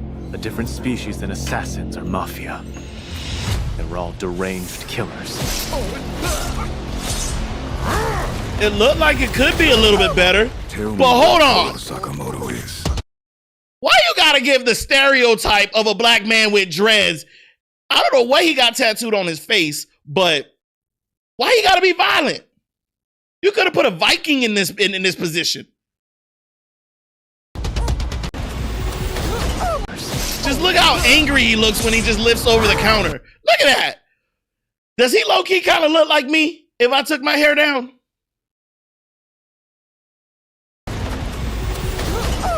Tell me where Taro Sakamoto is. Oh. I need to ask them for information about Slur. Maybe I should have reacted to it in English. Anyone who causes trouble on our turf is dead. It looks like it's getting better than season 1. Right now, you and me are nothing but a burden to Mr. Sakamoto. The mafia girl, Lu Xiaotong, C rank. The former assassin, Shin the Clairvoyant, D rank. Blues, rank higher than me. Why is the dog sniffing his butt? I understand, Taro. You have a daughter. Oh, he just went after the family? You're terrified, aren't you? Can't let those maniacs run loose. The trailer looks actually really good. The more of a struggle you give me, It looks like it's More action-packed. interesting your inevitable end will be.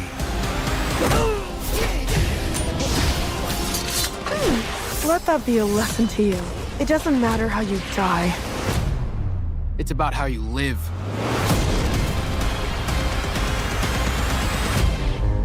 Okay, they can make a hell of a good trailer. They can make a hell of a good trailer. No, Mr. Sakamoto, don't do this!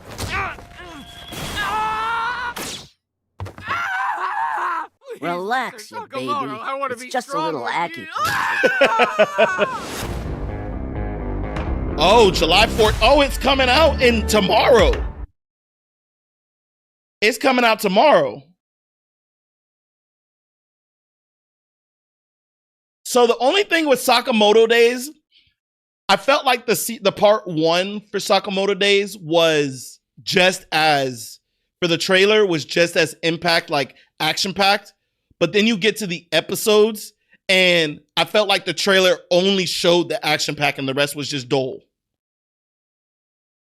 So it has me a little curious about going back and potentially trying Sakamoto Days again. Because I think I only got to like 4 episodes of Sakamoto Days before I called it quits. Maybe it was that slow burner in the beginning and I just didn't give it a chance. But I may need to go back and revisit it because season 2 looks like it might be legit.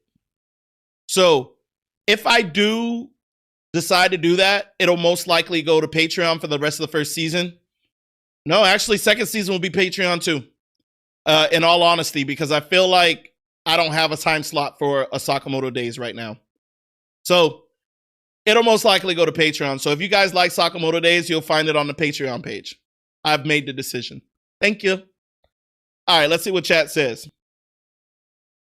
I started reading Saka Days after watching the show, and I like it. Pretty much stays the same as you saw already. All are gangsters until Sakamoto shows up. Facts. Also, I have to renew my Netflix for summer. Hikaru died.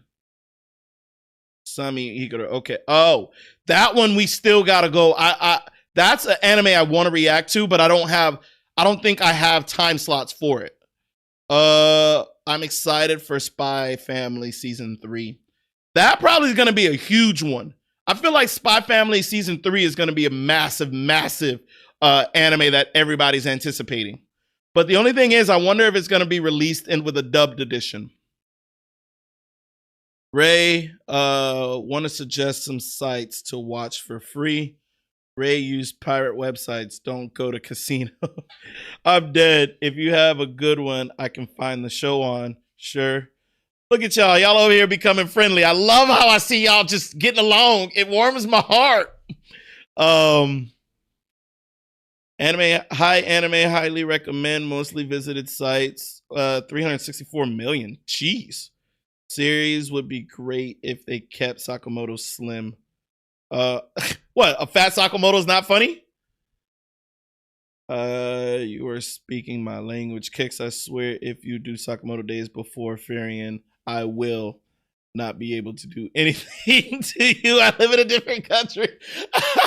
Hey, I just told you, Sakamoto Days is not coming to my YouTube page. It is going to Patreon.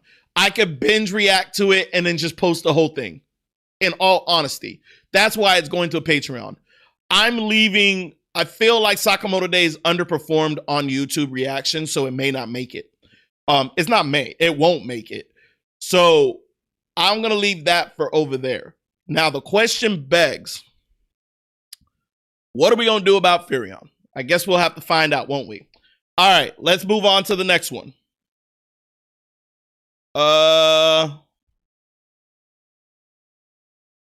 Let's see. Spy Family, I also have been reading, and the plot has barely progressed. The latest chapter only just started poking at moving the story forward. Well, that's disappointing. But I feel like Spy Family been around for so damn long, hasn't it? When I realized I watched all the animes, I can watch all anime seasons one after another. All right, let's look at another official trailer. Okay, so let's take a peek. This is Tojima wants to be a common writer. I don't know what that is, but we're gonna find out. We're trying to find some new stuff.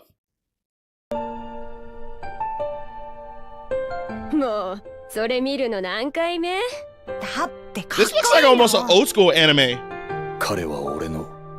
Common writer. Those are some short shorts to be wearing in some damn living room. Oh.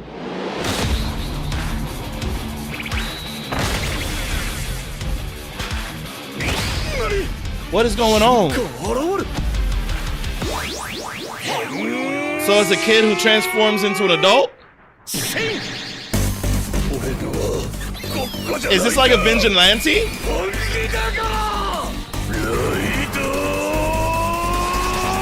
All he's wearing is a mask, a beetle mask?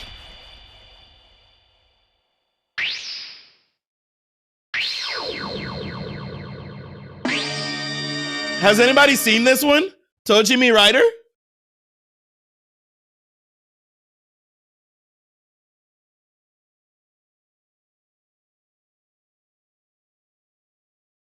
Did you just say it looks bad?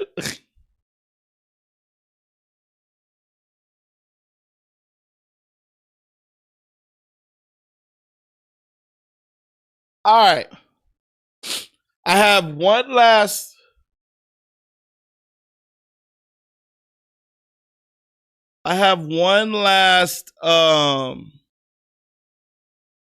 thing that I want to go over, but I don't know if I want to do it. Oh, Kamen Rider is old.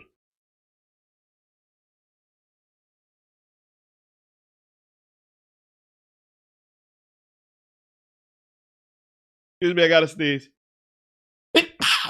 Oh, excuse me. It doesn't look interesting to me. I don't know. I have to take a look. And the other one that I want to do is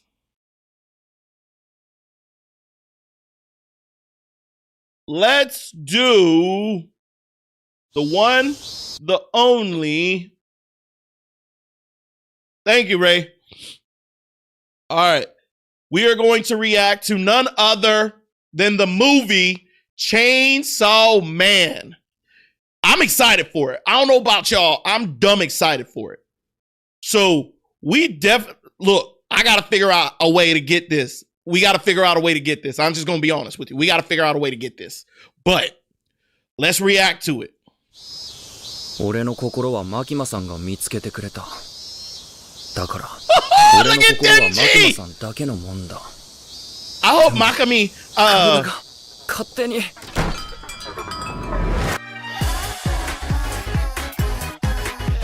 Hey, soundtrack sounds legit. Oh my! Oh!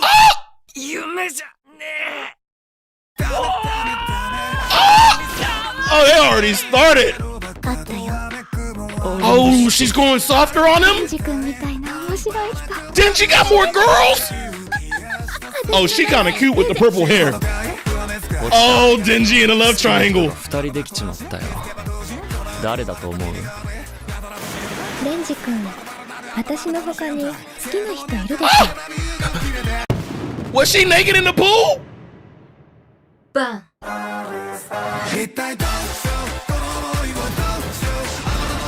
Hey, hey! I low-key like this soundtrack. Aki! Hey!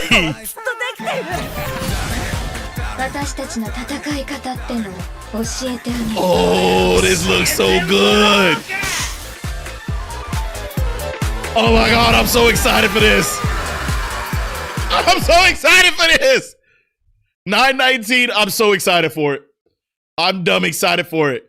We got new female characters, new love interests. We got all of this coming tying in. Oh my god, this is, look, I know I'm over the edge right now, but this is legit. Oh my goodness, I love this. Oh, all right. What did I miss? All right, Aloka. Have a good evening, my boy. Oh my, that trailer was fantastic, yo. The music was on point. Denji got new love interests. Oh, we gonna react to that. It's a movie though, but I wonder if the movie, where it's being released. If it's gonna be in like theaters or is it gonna be on a platform? I'm just dumb excited for it. So that is something that we just gonna have to go ahead and do. Oh, that got me hyped. That got me hyped. All right. I think those are all the trailers that I have for right now. Unless you guys have another trailer you want me to react to. Oh, wait. No. I lied. There's one more. I lied. Apologies. Okay. I haven't seen any of the animes for this. So I wonder if it's going to be big. Have y'all seen Cyberpunk yet? I heard that the first season or the first iteration of it was very interesting, but I'm very curious on if y'all seen season 1, do you think season 2 is going to be good? So let's see.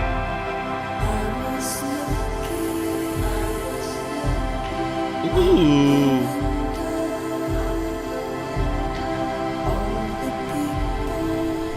Oh, they already got if you got explosions, you're all in it for me. Ooh, the graphic. I wonder if David's important. David must be important if the city lives on.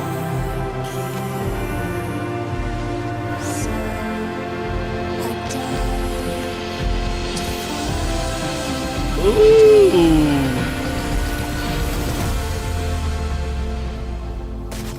It's so subtle.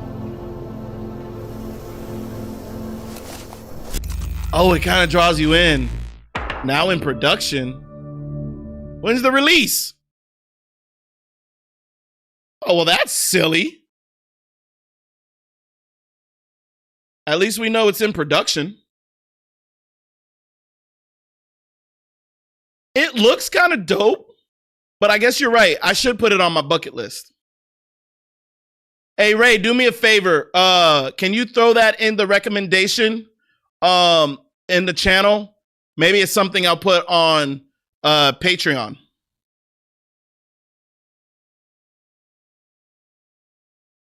And then I think that's pretty much. Oh, I'm actually interested in this one. For all of our chainsaw people, let's react to this one, and then I'm going to do one last thing, and then we'll probably call it quits. This world never felt like yours? It's because... Thank you, Ray. If you've never broken a single bone... New Chainsaw Man movie trailer, you probably noticed that the style has changed a bit. Colors are now simple but saturated, and the style feels far closer to the manga in motion. For Chainsaw Man fans, this is a dream come true, just like the soundtrack by Kensuke Ushio. But personally, the soundtrack was dope. Not my favorite change. From the very first episode, season 1 was a unique, grounded experience. Characters moved with weight and intention, light bounced off of heavily detailed environments, the camera felt alive, like it could move freely across any of these shots. When it did. It was great cinematic. I don't feel any of this, but I also don't care. I am not here to tell you that these changes are wrong because the movie's not fucking out yet, how would I know? But instead, I think we should explore what happened with season 1 and... Aloka, I thought you left already. Aloka, if you think lookism is that good, did you put that in my recommendation list? On the Patreon? Not a Patreon. Did you put it on the recommendation one for on Discord? If you haven't, can you put that on there for me, please? I'm interested to take a look at it. How the hell we got here with varying levels of accuracy. The year is 2021. It's a day like any other on the production of Jujutsu Kaisen when a young Ryo Nakayama is approached by a strange man that's... No, he's holding a whole chainsaw and everything. It's weird. And Nakayama agrees, but before he can react, the man hands him the chainsaw. I'm pretty sure he then leans in and whispers something along the lines of, "From today, you are Mr. Chainsaw, man." Because I rip That man What would in the be world? Keisuke Sashimo. I don't know if I Oh, butchered he that, but recreated just know it? that he is a big deal at MAPPA, and he was here on a mission. MAPPA had just secured the rights to adapt Chainsaw Man entirely out of their own pocket. Oh. Production, advertising, broadcasting, MAPPA would have to pay for all of it. They might have even had to pay their animators a livable wage, but they weren't quite there yet, so Rudra! they had to go to What's up, my Cool boy? Japan Fund for a loan. I thought that name was fucking fun. Keisuke's job was to gather some talent for work on Chainsaw Man's first season, and he wanted Ryu Nakayama there as the series director. For Nakayama, this would be his first shot at directing a full-fledged anime series. So as it's you can news imagine, for a he lot was of people. ecstatic. Anime studios and directors had been frothing at the mouth to get at Tatsuki Fujimoto's manga, and that's because it has such a uniquely intimate quality to it. It's easy to lose yourself in his stories. He's able to pull you in and show you the best and worst of people. Even the size of YouTube. Oh, I love would that. also make the producers a lot of money. So, yeah, that's the scope of the project Nakayama was about to be working on. He was just one in a sea of thousands that had been deeply moved by Fujimoto's work, and he just gotten in on the magnum opus. He had the chance to do something hilarious, but he would have gotten fired, so he chose to let his ambition lead instead. It's become common knowledge that Tatsuki Fujimoto, the mangaka behind Chainsaw Man, was a film nerd. You could see it in his paneling, his posing, his angling, like with the camera. Each panel was its own composition designed to build a full the cinematic detail. experience in just a few short pages. This gave Nakayama an idea. Chainsaw Man wasn't going to play by anime rules. It was going to play by reality's rules in the real world where we're all stuck to the ground. The little things like the subtle gestures. I said subtle gestures. Power! They even changed the field of view, and people don't mess with that one often. That's how you knew they were paying attention. This was Nakayama's vision. He didn't want to just adapt Chainsaw Man into another anime. He wanted it adapted into absolute fucking cinema. And But he did to do fucking that, an he amazing would need the job of it industry's too. best. So he coordinated with Keisuke to bring them on and worked with Fujimoto himself to he keep his collaborated adaptation with faithful. JJK At one point, he creators? even looked to hire new animators as full-fledged employees. Why is their stock footage so bright? Full-fledged employees meant employee benefits, like a monthly wage. Hold on, health Rudra. Let me checkups, finish and this and I'll get to your family answer. allowance? Even I didn't get that shit growing up. You mean to tell me these guys got their whole fucking... Through a lot of hard work, careful coordination, and all of MAPPA's resources, Nakayama was watching his vision come to life. Then came the trailer. Even when your room is 80 degrees, we gotta pay the piper. your bed can be 55. That's the pod. A cooling cover. June 27th at the MAPPA stage livestream, the They entire announced- anime community is sat in, listening intently for news of their upcoming project. Jujutsu Kaisen comes up. Boring, yeah. Jujutsu They Kaisen's lie not about boring. the final season of Attack on Titan for the first time. The panels drag on, Zombieland Saga, Remain, many more shows that I don't really care about until we finally reach their last panel. The screen goes black. Static noise gives way to a skyline of tangled wires and Oh, the grimy anticipation buildings. was probably The trailer's crazy here, in and there. It looked absolutely incredible. Every frame was a painting. Every movement felt like me, weighted and heavy. The dark, grimy alleyways and fickle buildings that were crushing us under the I weight did of their own appreciate that fragility. in These weren't backgrounds anymore, Chainsaw Man. not even set pieces. This was just an average day in Japan in 1997. You had to see this hype to really believe it. Almost 200,000 people were tuned in just to get that first look at the trailer. I remember during the live stream, shoot. everyone started barking and spoiling shit in the chat when it dropped, so I was pissed. But however you choose to look at it, this was it. Chainsaw Man was massively praised, and keep in mind, I remember we're that. a year and a half out at this point, just saying, surely this wouldn't have any long-term effects on the premiere. 15 long months are spent talking up Chainsaw Man. Any other anime airing at the time only seems to exist in service of holding the community over until we reached that fateful day. Finally, on an unassuming Tuesday like any other, it comes. Don't laugh. Crunchyroll is crashed by the amount of people logging on. That happens a entire lot anime lately. community is How many of y'all pouring been in to having check y'all out Crunchyroll Chainsaw Man crash, to see man? why this is the most anticipated anime ever. But as they watch on and see the Chainsaw Man make his first appearance, the light in their eyes begins to dim. This dude is CGI! Ugh, yuck, ugh. I figured this would be a major point of contention the first time I watched it, but surprisingly, most people didn't care. Some even praised its ability to switch between 2 and 3D animation so seamlessly. The minority that didn't like it though were far less charitable. They thought that it looked like shit. So they complained. Mappa is cheaping out again. They said they're rushing to meet a deadline. The anime is ruined. What? Also, I thought it was really good. Baby kittens. That's a direct quote. That's exactly what they said. It's true. But for Chainsaw Man's adaptation, this was only the beginning. With episode 2, Makima's presence barely pacifies the fan base, and for the moment, everything seems okay until... Wait a minute. Do you smell that? Is that cut content? If you go back through chapter 2 of the Chainsaw Man manga and peek between the car ride and the noodle scene, aha! The Muscle Devil is cut from the anime in the most literal way possible. If you don't know, this was a mildly disturbing encounter where the Muscle Devil gets all, I am going to do the most disturbing thing of all. A minor.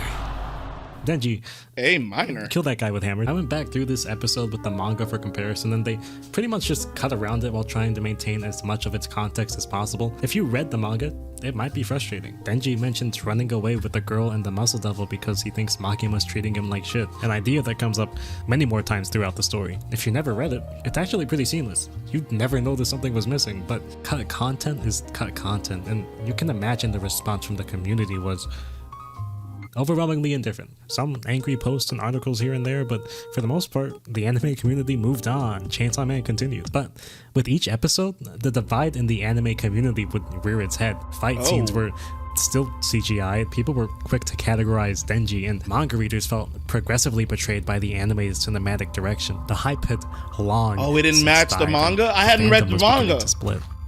Japan was especially furious with this adaptation, and I mean they wanted blood. Many were expecting the hectic, vibrant, punk-esque feel of the saturated manga covers and the breakneck pacing. Think Dan or even Cyberpunk Edgerunners. So you don't like her eyes? That's like the sexiest part.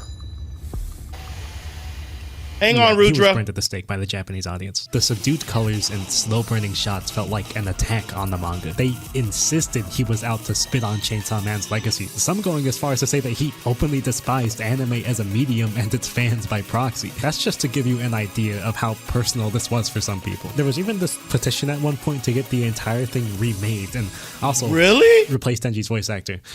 Yeah, bit of a misfire on that one, but whatever. Oh, they don't like Denji's voice? At the center of something way more divisive than he ever intended it to be, and you can probably imagine how that felt. You can argue its success overseas all day, but for most creators, you're aiming to hit the home court, and Japan was cooking his ass. So, he did what any of us would do in his shoes. He explained himself. Over the course of a good few conventions and interviews, he would elaborate on every last decision, and he was thorough. His words would radiate this pure passion, care, and respect behind every decision that went into the anime. He wasn't just trying to bring it to life, he was looking out for the staff, making sure they didn't fucking die in the process. That was a joke. No one at Mappa has died. They're only dying. But Japan was vicious. Regardless of what he said, somehow they'd find a way to flip it. The CGI was just proof that he was cutting corners. The subdued tone, a byproduct of a pretentious dipweed director. Can you imagine that? Bringing your dream project to life only for your hometown to start, I don't know, chucking tomatoes at it? Yeah, that's shitty. I don't know if that's a good allegory, but whatever. But complaining online can only get you so far, so they looked away from Blu-ray, actually, and did not buy it. Not like a boycott or anything though, the Blu-ray sales were just that bad. For comparison, Bullshit the Rock fucking damn, it only sold 1,700 copies? Over 14,000 sales in its first week alone. Some people use this as the smoking gun to say that Chainsaw Man's adaptation was a failure, but that's honestly still a point of contention even today. Reddit had like a million threads trying to figure it out, and Mappa themselves eventually stepped in to say that it was a financial success, but regardless of that success, the damage was already done. Chainsaw Man's community had fractured irreparably. Looking back, it's kinda crazy to see how polarizing this adaptation was, and it's not hard to spot those ripples years later. The community had cleanly divided into two factions. The Nakayama Bros, who are fully on board with the direction he took with Season 1, and the Fujimoto purists, those who saw Nakayama's vision as a blatant attack on the manga, its fans, and even anime as a medium, even though he was heavily involved and approved of the anime's direction. Just putting that out there. There was also this secret third faction known as normal people who don't care, but they're probably too well adjusted for this video. We'll probably never know what really happened behind the scenes at Mappa, but by early 2024, Nakayama had quietly left them behind. No statement, no goodbyes, nothing. And with that, he went and formed a brand new studio called Andraft. I think that's how you pronounce that. I don't know if it was an escape from Wait, what's did seen he- as his biggest failure or his way of Did starting Andrav fresh, get the but rights I like to- to think he didn't look back. to the even though he definitely did. to This was Chainsaw fucking Man? mess. Fast forward to December 21st of 2024, and we're getting our first real look at Chainsaw Man's new movie trailer under a brand new director, Yoshihara Tatsuya of Black he Clover didn't. fame. From It's a new the very director. first shot, the difference in style could not be more apparent. The coloring is simplified, the movements a far cry from the heavy, weighted feel of season 1. To my untrained little baby eyes, it looks like it was designed with a heavy focus on its action sequences. The art looks like it tore Fujimoto's style right out of the manga and refined it for the big screen, so if it didn't feel anime enough before, it certainly does now. The hype is making the rounds, and unsurprisingly, the Nakayama controversy has been reignited. You can even see it in the trailer's comment section, and also on Twitter, if being mad on Twitter still means anything anymore. Chainsaw Man is one of the most widely acclaimed manga ever, so it sucks to see the anime in such limbo, but with a manga of its size, I gotta wonder if the anime ever could have pleased everyone. No. Fujimoto's writing Nobody's is ever so gonna be weird 100% and varied as happy. it is. The manga experience is bound to change from person to person. Is it even possible to get a perfect adaptation out of it? No. I don't think so. Any one person's interpretation might be the other 50s Nakayama moment. Exactly. I couldn't think of a better way to Everybody explain has that, their but own you get what I visual mean. aesthetics The Reese movie that they enjoy. will be great. For that much, I have no doubt. But will it capture the magic that season 1 did for me? Will its new direction be the change everyone said it would be? I don't know. But I appreciate what Nakayama did with season 1, and I look forward to seeing thought what season 1 Yoshihara was has actually planned really moving good. forward, because at the end of the day, I'm just a fan. One of the many thousands out there. Chainsaw Man's adaptation could never have been perfect, but maybe that's why the story is so loved. Its ability to paint such different pictures for such different people makes it so much more than just one adaptation could possibly cover. Oh, So you don't like it? maybe the Hold anime on, doesn't Rudra. need to be perfect. If it brings us these beautifully unique perspectives on the story that we all know and love, then maybe that's okay too. Interesting. I didn't know they had that battle. I didn't realize that they had the battle between the rights for Chainsaw Man. I mean, because if you think about it, Chainsaw Man is legendary. But Rudra, to answer your question, before I did this video, I did do the the reaction to the trailer right before this video that I just played. The other question you had.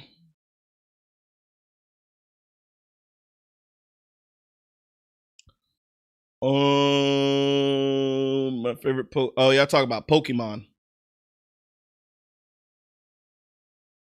I didn't know it either. I thought the anime was a hit, though I felt like on YouTube for some of the reactions for it wasn't as high as I anticipated.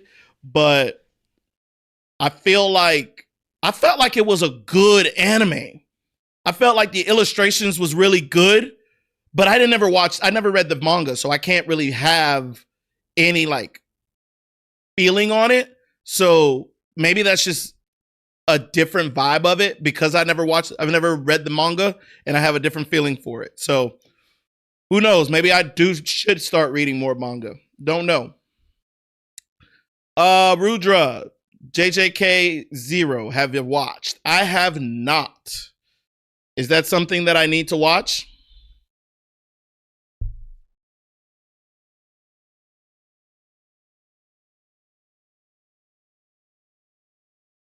Do you think I should I need to react to JJK0?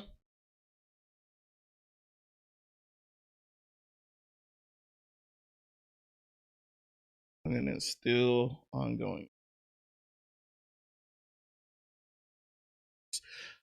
Interesting. Okay, is it a movie?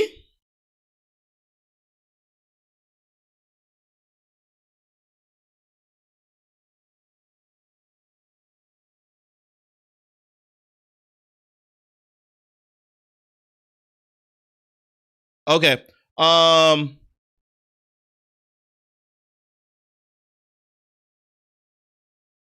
Okay, Lookism is in my Discord.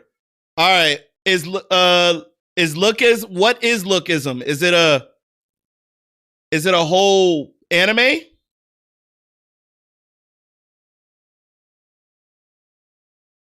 Oh my god. How many episodes are in Lookism?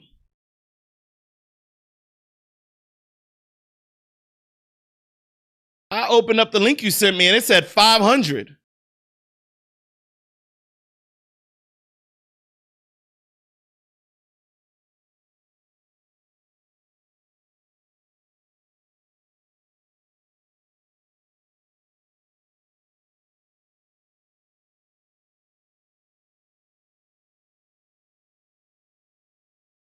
Oh, it's a webtoon that I gotta watch. Oh, it's still going.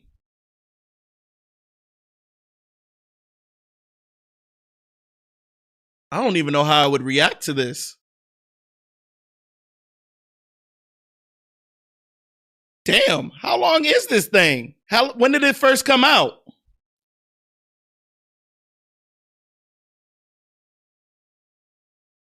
(2017). Is it just a webtoon or is it an anime?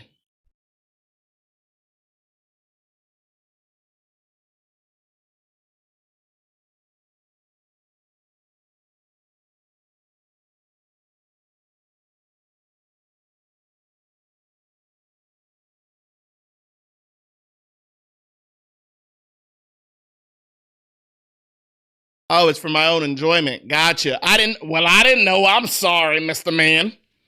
I thought you was going to bed, Aloka. While you over here yelling at me.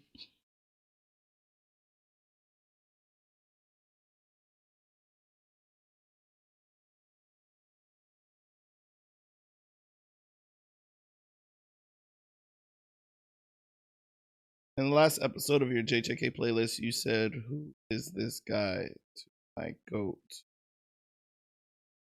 The guy that looked like to.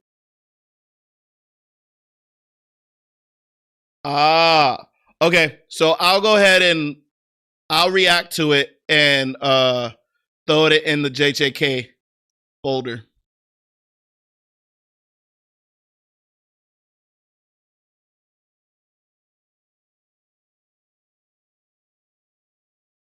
What comments? It says Ghetto was nerfed in JJK 0. I'm seeing it. What else are you are saying that's not showing up?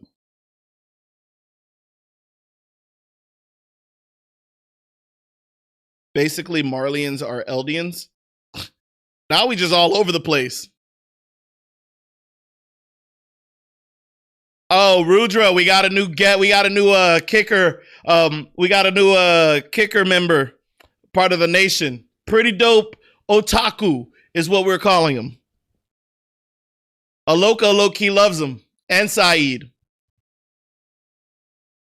All right. So let's see here. Let's see. The one thing that I was going to do as kind of like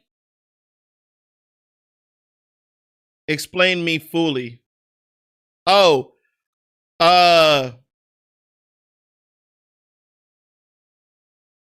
Kerewaku, meet Rudra.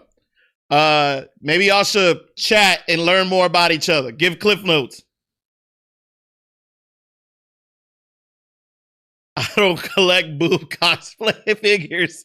Okay, what shall we call you? Anime dictionary?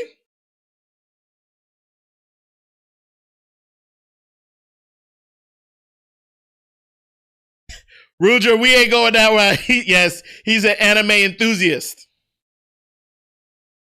He is an anime enthusiast. All right. The one thing that I was going to do last on here is the one thing I feel like is holding my page back. Full Sail. And what I mean by that is I don't wear glasses and I go to the gym. I'm not a nerd. Oh, Rudra, he older than you or she. I don't know if it's a he or a she, but Rudra, they're older than you. You better respect your elders. Okay. So one of the things that I've noticed over the analytics as I've been watching my page, time for me to have story time, let alone honesty time. So make sure, I know y'all are going back and forth. I know you guys are going back and forth in the chat, but pay attention real quick. There was supposed to be a surprise that was going to come out. And one of the main surprises, it was going to be that I was going to start a new channel. The new channel was because I did a deep dive of my analytics.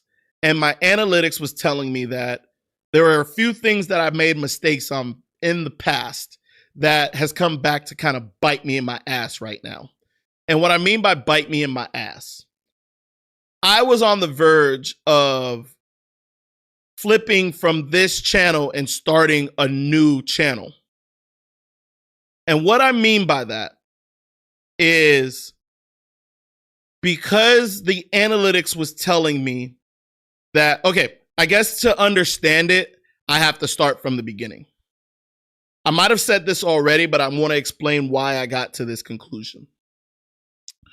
One of the things that I did when I first started my anime reaction channel back in 2024, 2023, sorry. Back in 2023, I was, and I think I've told this story before, I was essentially a businessman who went into the YouTube world, and I thought that it would be smart to kind of run it like a business. So what I ended up doing was going in, doing ads, pushing ads to kind of get the subscribers I need, because I thought the subscribers would enjoy the content that I'm pushing out. Well, that was not what happened. What happened was I started getting hundreds of people subscribing that has no business even subscribing. They were just subscribing to subscribe. And so it flooded my channel with a bunch of people who's not interested in the anime reactions that I'm doing, but really was just subscribing to just subscribe to a channel. So essentially what started happening, and you guys could probably notice, is as I started putting more content out, the algorithm would push it to my fans first, or my subscribers. Well, if my subscribers aren't watching the video, YouTube took it as this is not an interesting video. And I thought it was an interesting video. I think some of y'all think it's an interesting video. And because of that, it kind of put a pause. It kind of put a pause on my growth for a lot of these episodes. So for example, I was pushing out content and the amount of views I was getting was around 30, 40, and it's back to that as of late. I don't know if it's a toss in the air because I just don't fully understand. I don't know if it's the amount of subscribers I have that was essentially from when I did the ads. And now every time I put up a video, YouTube pushes it out to all my subscribers. And since all my subscribers aren't watching my video, it's kind of making it stagnant. And so it kind of, I almost said castrate. So it kind of cuts me off at the knees from being able to run with the video or being able to go viral. Now, fast forward to what I've been working on the last couple weeks. I was working on creating a whole new channel because I felt that I fucked up this channel by bringing a bunch of subscribers that have no interest in anime reaction. So in turn, it's capping my ability to grow and be seen by other individuals. So that's where I was going to turn around and go ahead and create a whole new channel and then start from scratch. But what that would have done is if I would have started from scratch into a new channel, there wouldn't be any more lives because you have to have certain amount of people, subscribers to your channel before you can subscribe. Then we're looking at going back and hitting all the benchmarks that I've already hit on this channel.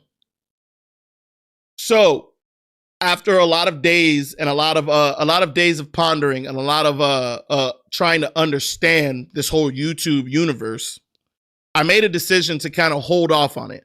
The reason I say that is lately I've been getting a lot more subscribers and a lot more views on some of the new stuff that are coming out. And because of that, that's what led me to kind of say, let me hold on to this channel a little bit longer. I'm giving it a chance till about September, October. If I don't see improvement, then I'm letting you guys know first. I will probably have to shift over to a new channel. And that in itself, I'm going to post some old videos to see if I can hurry up and get to where I need to get as far as the milestones to do live again. But this channel would essentially turn into like trailers and odd end videos that I would do. But I made this decision to put that on ice. I made that decision to put that on ice. And I won't make that decision until September, after September.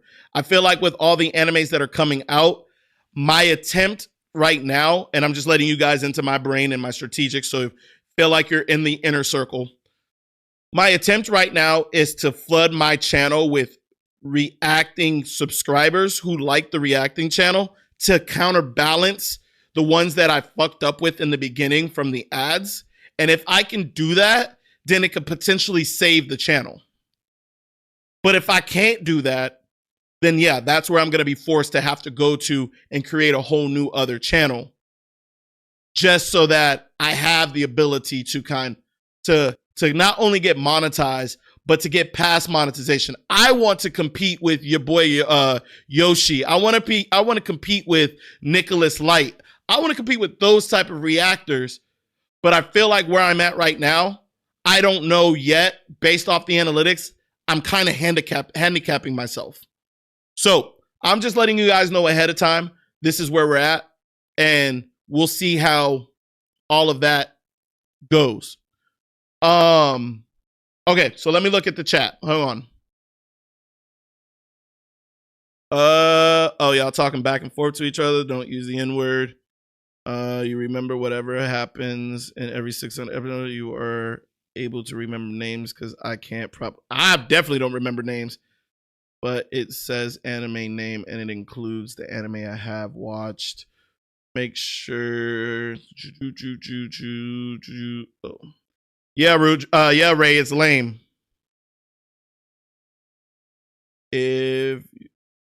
I appreciate you subscribing if I create the new channel. I know you're day one. Ruger, I know you'll be right there too.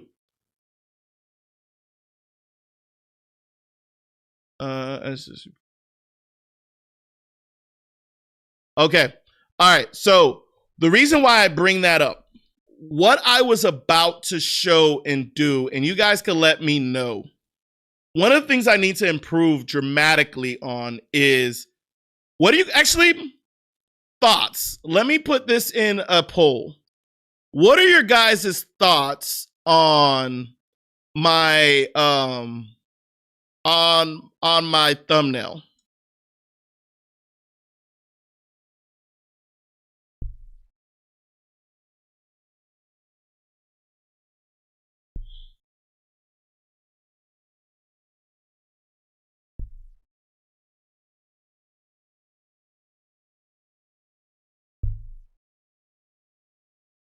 What are your guys' thoughts on my thumbnail? I just put a poll. Go ahead and let me know.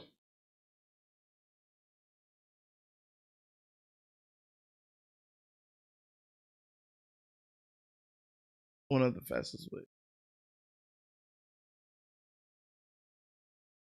So, Rudra, you're right. I tried. So remember I did Lord of the Mysteries and I uploaded that like hours after it came out? But that tanked. And then I did Dandadan right when it came out. That tanked. And that's where it started to push my mind and say, something's wrong here. Something's not right. Because when I first did the first episode, it only got like in the first 4 days, it was like 100 views. Yes, that's like 10%. That's less than 10%. That's like 6% of my total subscribers. So because of that, it stopped getting pushed. So that's why I'm like, okay, there's something else that is causing this.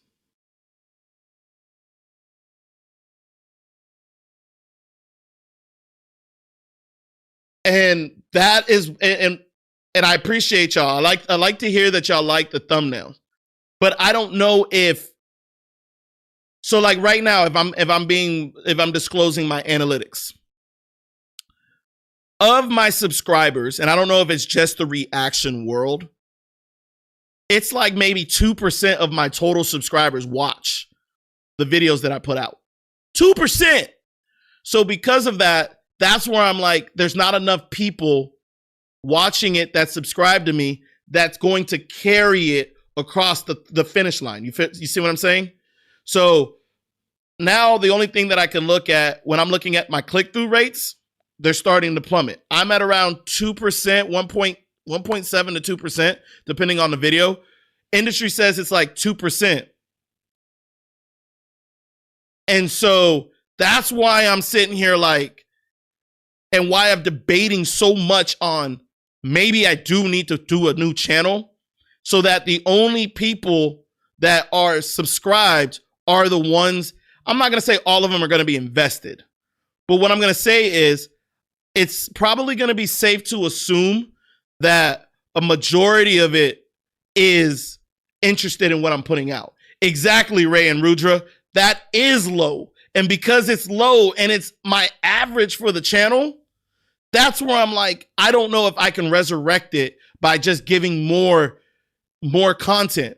You see what I'm saying? Hey, Sensei Weifu, welcome. Yes, we're talking about anime here. We're talking anime. We're talking about, currently, we're talking about my channel. I've already went over the recap of last week's anime. And if you scroll back, I know I'm fortunate, you'll be able to get my senses of the animes that I am reacting to on a weekly basis. But right now, I'm talking about my current situation on potentially starting a new anime channel because of the analytics and what it's saying. I know you haven't been invested in the journey that where we're at right now. You're brand new, but I'm trying to get an idea of if it's worth me starting a new channel. And I wanted to get your guys' opinion because if I do leave, or not leave, if I do rebrand and start a new channel, I'm really 100% hoping that you guys follow to that channel so that it starts off good and I have loyal and I have good individuals that's following me and still want to see me.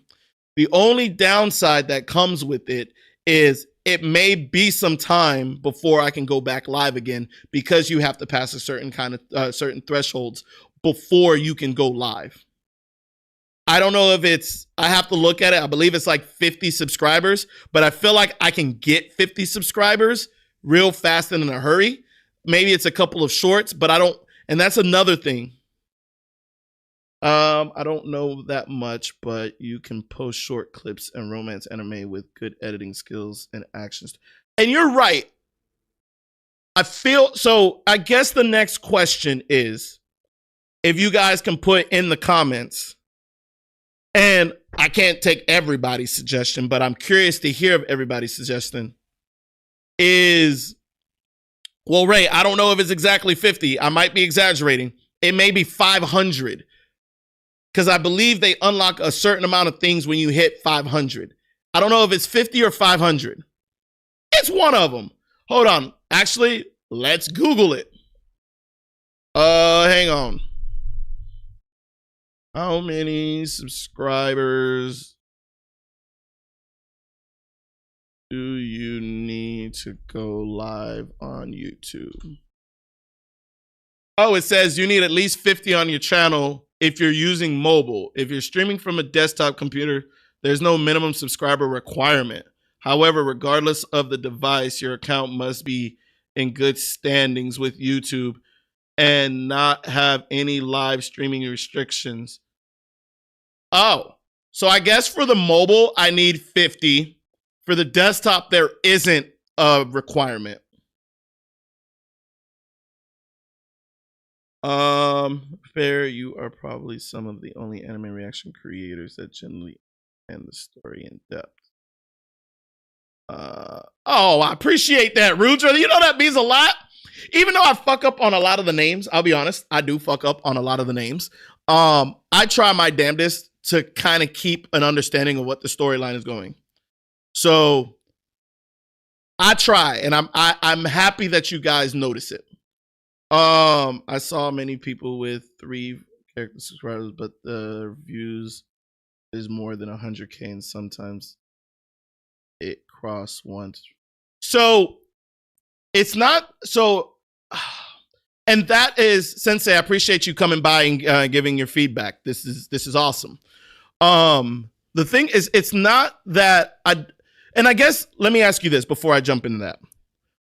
Compared to other anime reactions, I'm sure you guys watch a ton of other anime reactions channels. Compared to other anime reactors or reaction channels, how would you rate my current editing as well as my videos compared to theirs? And the only reason I ask that, I'm trying to get feedback and understanding. Now, not all channels, not all feedback is going to be able to be implemented, but it's curious to kind of see, since you guys are the ones that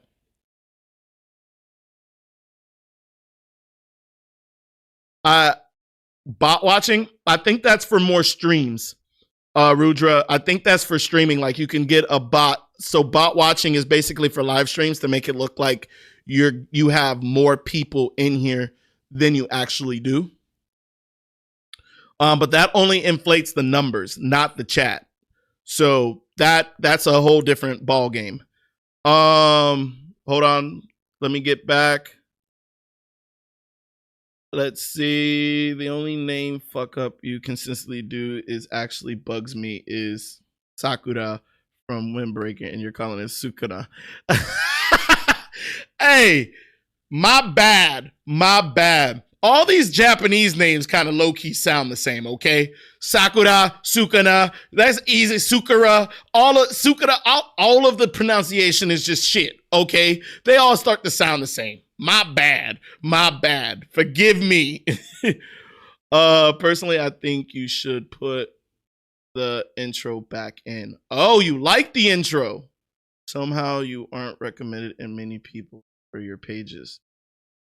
Compared to who? You are the only reactor I watch and love. Oh, damn. Thank you, Aloka. Appreciate you. Sensei, you said somehow you aren't recommended in many people for you pages. And that was what I was mentioning, Sensei.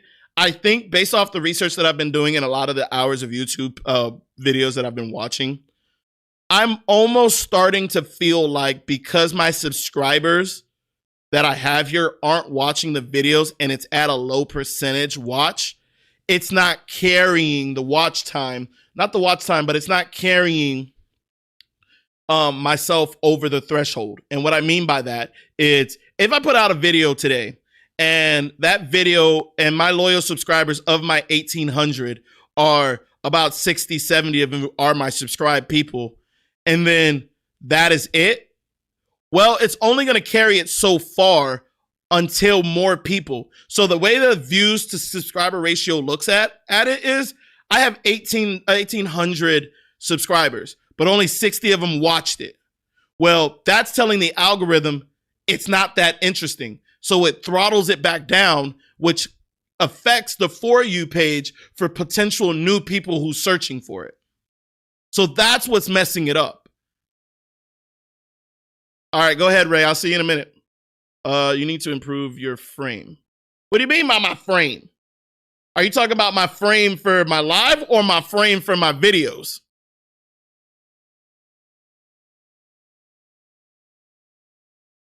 That's what I'm trying to figure out, because that can easily just be deleted like that. See, it's gone.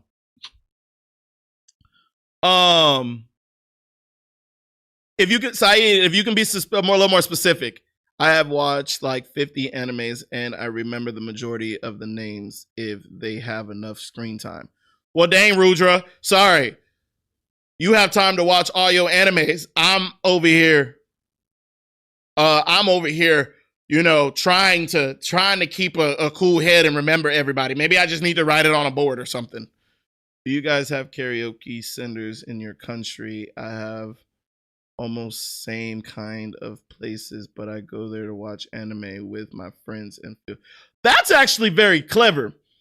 Sensei Wafu, where are you based? I'm in Florida. We don't have that many karaoke's. I used to live in California, and there's karaoke places all over the place. But where I am in Florida, we don't really have that much karaoke spots. You mean you are not reaching the YouTube algorithm? Rudra, yeah. What I mean by that, it's like I add, I'm getting so when you post it, it first gets shared to all of your subscribers. And then that's kind of like its test. If it passes it, then it starts to go to other individuals. And because it's from other individuals, that is why you start seeing viral, or you start seeing views that are more than the subscribers. Is because the subscribers carried it and said this was interesting. And then after that, everybody else For You page starts to get it because the algorithm is saying this is good content. Go ahead and watch it.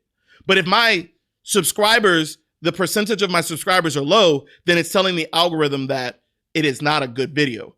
And that's why right now I'm putting out so much different content, is to kind of make the balance between the bad subscribers that I got from the ads and replace it or level it out with the good people who are watching my reactions. So when I'm getting that done, eventually this channel can be back 1-1. That's what I think my head is trying to do. Maybe you can start cracking jokes and having a good commentary in the reactions, then see which anime is better. That is also another thing. I'm thinking of going and trying a couple of dubs instead of just Japanese, because that could, but I feel like some of the other reaction channels do it in Japanese and they're not having this problem. I don't know. There's a lot on the table, and that's why I'm figuring like maybe it's just best to restart the channel so I have no excuse if the other channel doesn't work. You get what I'm saying? Oh, Keroku, what part of California in it? I was just in California. I was in Los Angeles for 2 weeks. I ended up going to the anime expo. Maybe Wafu Sensei, we have one karaoke in Northeast and Mumbai. Banke. Zanka no Tachi. Yep, I was just moving there from my country. Oh, okay. So you moved to California? All right, so that's where I just wanted to give you guys an update. Yes, Saeed, we know One Piece is real. That's why I wanted to give you guys an update on where we're at with the channel. So that was going to be my surprise. See, now we're at 50. Look at the poll. If you guys can see the poll, look at the poll. The poll right now is screaming. It's 50-50 right now. So my thumbnails do need help. Yeah, so that was one of the videos that I was about to do, is like, I have two choices. I can go another 30 minutes.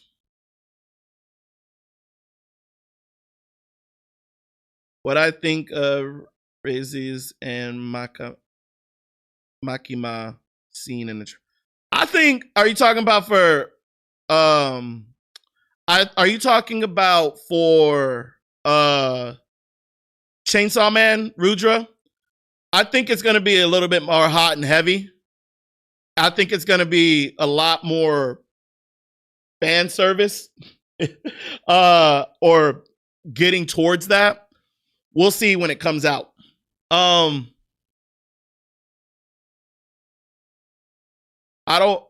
Don't tell me nothing about power. I'm waiting for the movie and then we'll talk about it then. Okay, so it looks like thumbnail. Okay. So what I was going to do is I was going to kind of like take you guys along the ride. Tell me what you guys think. I was going to take you along the ride of revamping my thumbnails as I learn how to do some of these thumbnails on Photoshop. There's a tutorial that I wanted to follow. And I'm going to open up my Photoshop and just do a random screen share and do one thumbnail and try to see if I can get it into my own way. Would you guys kind of want to watch me do that?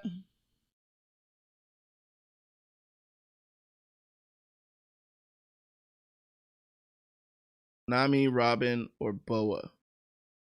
Hindi, me. Okay, so while y'all have that conversation, let me go ahead and go into it.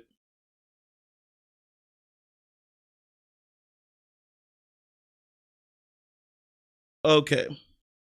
Let's see. Let me open Photoshop. I feel like I need a third monitor. And I'm going to give y'all a 30-minute mark here. I'll probably be only done. I'll probably only do another 30 minutes. I only say that because remember I told y'all in the beginning, I got to go to my niece's birthday. And so I'll probably end it in about 30 minutes. So we'll go through this iteration real quick and then we'll go from there. All right. So let me find Lord. We'll do a Lord of the Mysteries thumbnail. All right. So let me share my screen with you all. I'll give it you guys 30 minutes.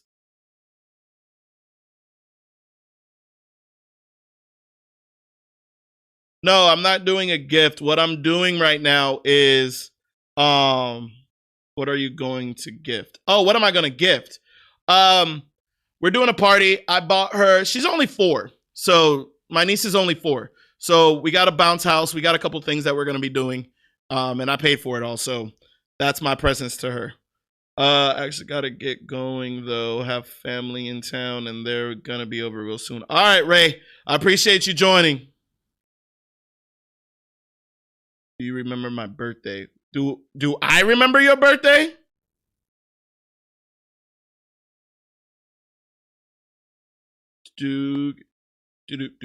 All right. Okay, so I'll take you guys through how I build my thumbnail. All right, so we'll read this. Okay. Let me share my gaming screen. Y'all should be able to see it now, right?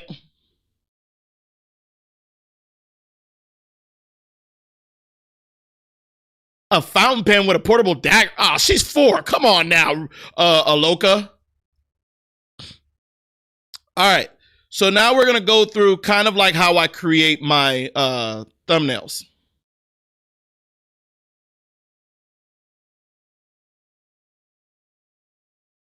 All right. So one major thing that I always do is I go to Google, and while I'm in Google, I'll do, since we're doing Lord of Mysteries, I'll go in and I'll search for, you know what? We'll put this here. Okay. So I'll go in and I'll look Lord of Mysteries episode 4. So then I'll look at images, and I'm taking you guys through how I kind of do my craziness. All right, since I already know what happened, you kind of start to see like what the reactions are. One of the other things that I do is I will go into like some of the other reactors. And I will look at basically Lord of the Mysteries We'll do 4. I kind of get an idea what everybody else is doing, so I'm not directly copying anybody. Because the last thing I want to do is have the same freaking thumbnail as them. So as we look at some of these other ones, you'll see some of like their thumbnails. These are awesome, really awesome thumbnails too. So like as we look at the different ones, it kind of gives me an idea of what exactly I want to kind of put in as my thumbnail.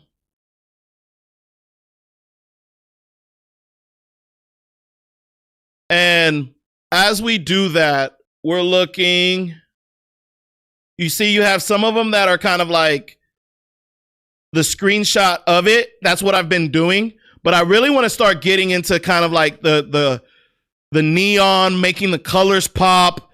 I want to get to like the good thumbnails. So what I'll do here is I'll kind of take a look at this and look at the size. I'll copy that image. We'll bring it into here for Photoshop.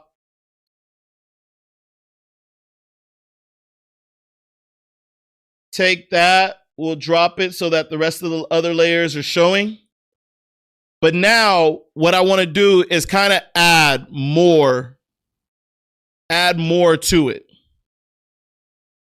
So what I'll decide from there is go back in and kind of find characters that were part of the episode to kind of define that episode. If you guys get what I'm talking about.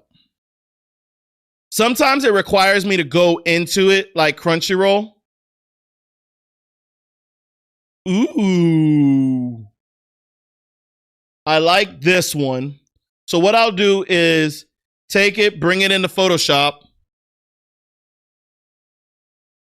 Yeah, I know the poll is 60-40, so that's why I'm actually going through my thumbnails right now because I need to improve it. Ooh, that wasn't good. I need to improve my thumbnails. Well, hold on. I'm working on my thumbnails right now.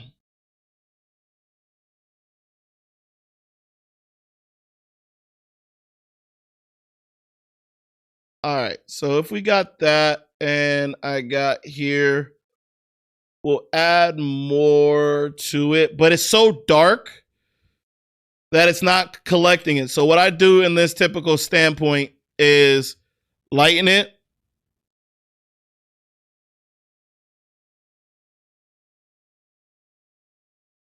So if I have it lighter as far as the exposure, then it's able to grab what I need.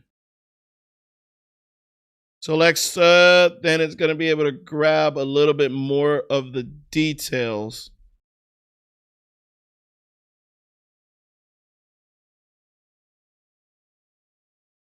All right. So if I do this.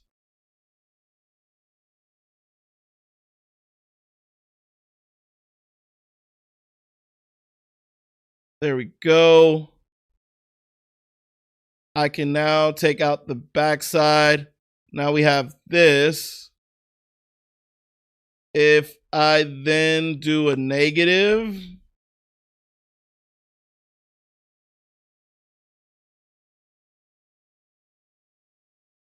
All right. And then we take out. Oops. Nope. That's not what I want to do. Deselect, bring this back. And then we are taking this section out. All right. So now we just take this off. Don't worry about the edges. We'll feather it off. There we go. I'm not even paying to the chat, y'all. Search good. Then it came out the mouth pain. Then Google in the Google website. I have an idea, Kicks. What about double spreads? What in the hell are you talking about?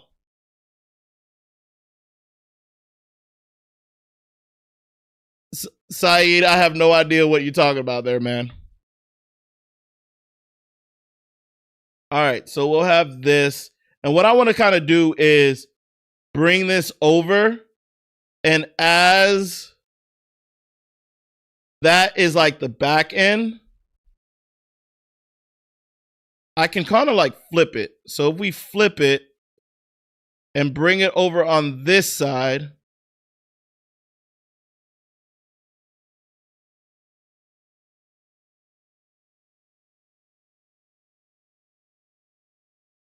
we'll do this way. All right. So from here, I'll turn around and I'll probably put like a backdrop on it. So like we'll do an outer glow. And let's see. I think on the other YouTube that we were like, it was like a greenish neon. So if we go to here, it kind of gives that teal look. And create the opacity.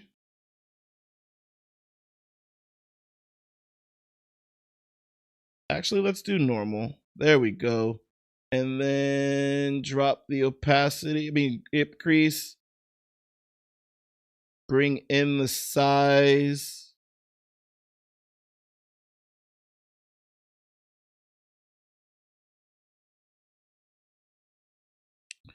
All right. And then what I'll do from here is, let's see. Aren't you trying to wait? Hold on. What'd you say, Rudra? Aren't you trying to overdo your thumbnail? What do you mean? What do you mean by overdo? Do you think this is too much?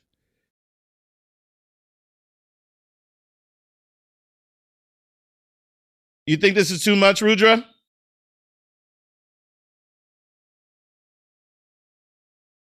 I'm trying. Well, I've been trying to keep it simple. And that's been my biggest issue is like, it's not really coming in the way that I want it. So like, I guess we can do this one.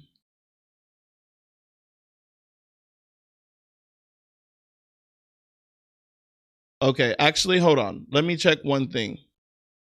You know what I didn't realize? I didn't check the preview for what my editor did for this Lord of Mysteries.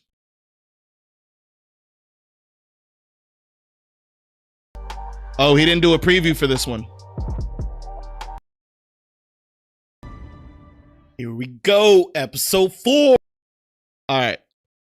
So because he didn't do a preview, I guess this doesn't have to be anything fantastic.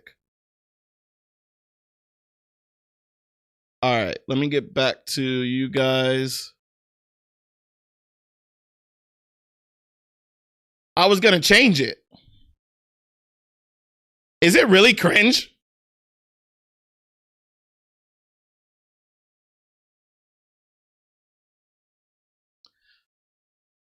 I was gonna put on exactly what.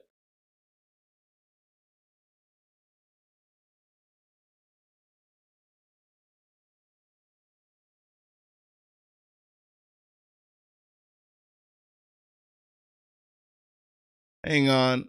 Basically, like put. I mean, the thumbnail that are usually used by the majority of.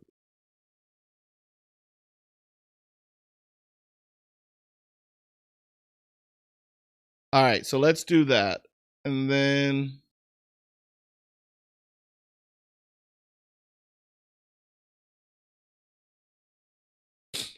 You know what? Let's hide this. Let me get a image of me.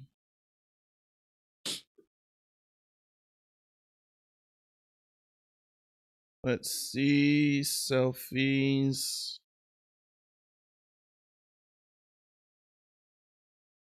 Hang on, hang on.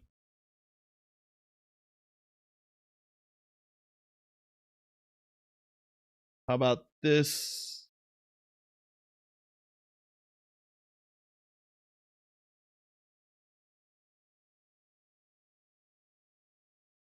We'll do this.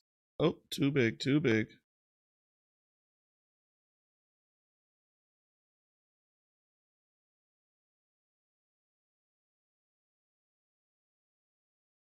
All right. Then we drop this down to here.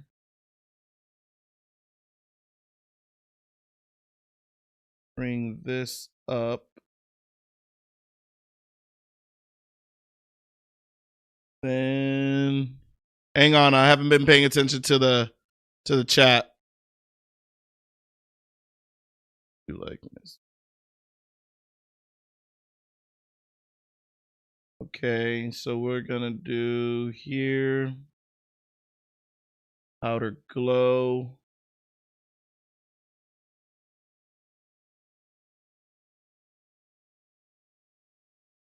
Actually, let's match her color. Okay, so if we go like this, I think it's a little bit more green.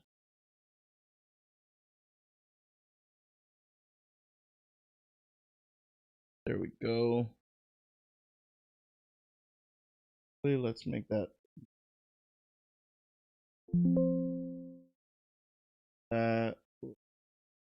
up a little. There we go. And then we will take a filter. We will fix the coloring.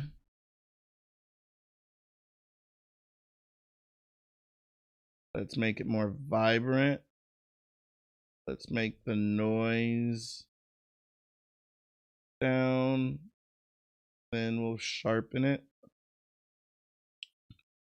And then we will clarify. There we go.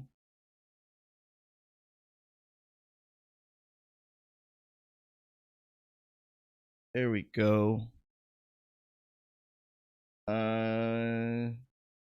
Shadows, we'll do some highlights. Bring in the colors. White.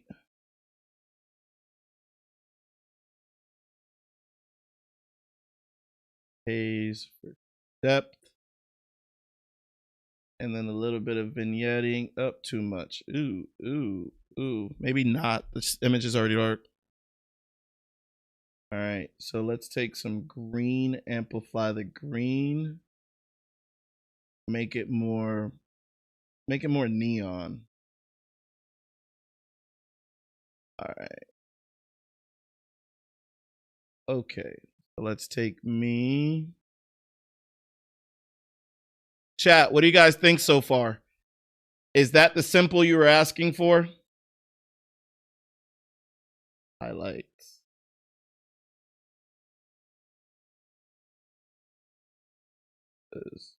Section. Clarity.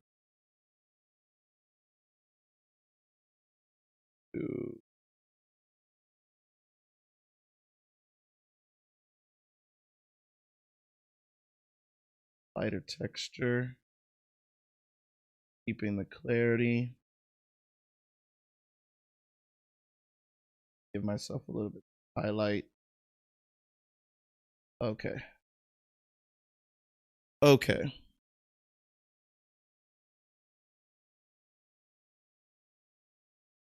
Okay. You think episode 4 should be less?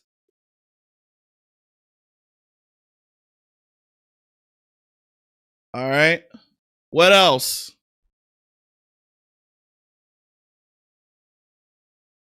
So 4, you think it should be in a stylish?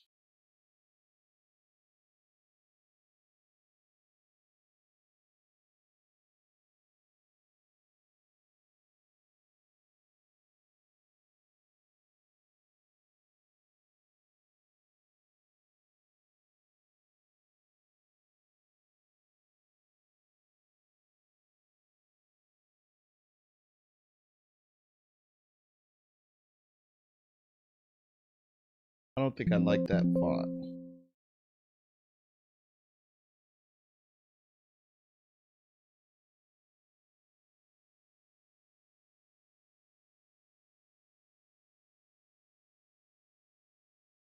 Don't looks like I have any great font. Maybe it's something I might need to go download. There's some more fonts.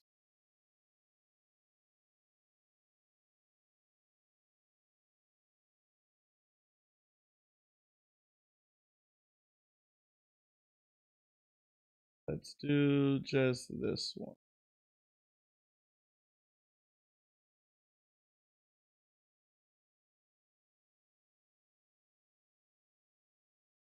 Doesn't need to be that big.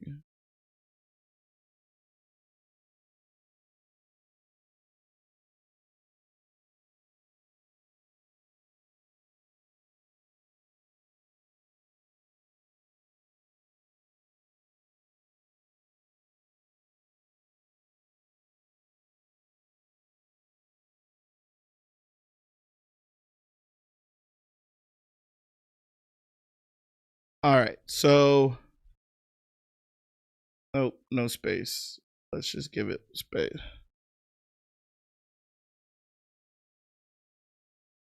All right, Rudra, chat, what do you guys think?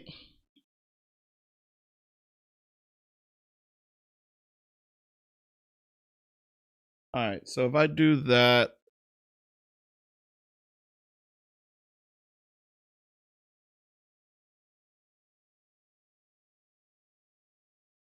is that okay? So that's like the simple you're talking about. Should I add one more character from it?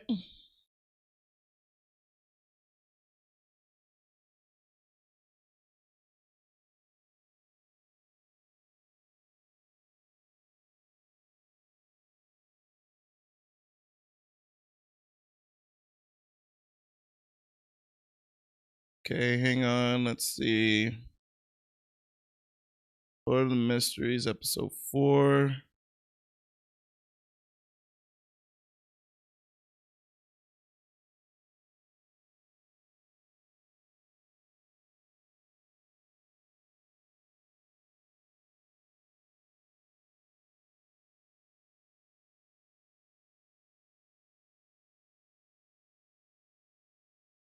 All right. So, okay. So what I'm going to do now then is I'm going to call it, I'll work on my thumbnails. I feel like oops, hold on. I think I can do better on it, but because the sake of time, I need to get going. So I'm about to release Lord of the Mysteries here in just a second. And we can go from there.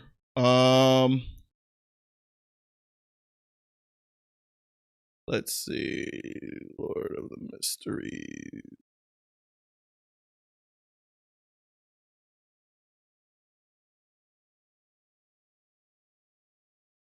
All right. That's that. Okay. All right, cool. So what I'm gonna do is head out, Rudra. It looks like you might, all of you guys are still in here. I'm gonna be heading out, starting to get ready for this party. Y'all go ahead and check out episode 4 if y'all haven't watched it, the anime yet for Lord of the Mysteries. My reaction is about to drop here shortly, so make sure y'all go out and check it out. Anything else y'all want to say before I end? Also, this week we'll be dropping my video from Anime Expo. And anything else y'all want to shout out before I end the stream?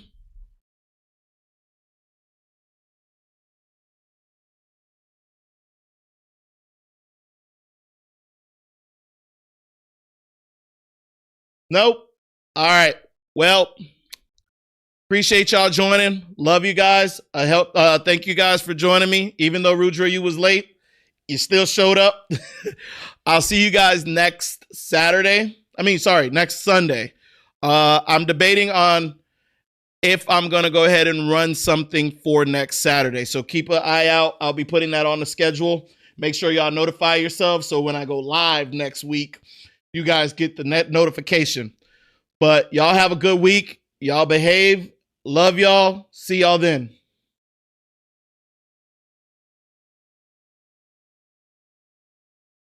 Rudra, did I remember your birthday? No, is it the same birthday as mine? Wait, I feel like you have the same birthday as someone that's close to me. What's your birthday, Rudra? Is it today?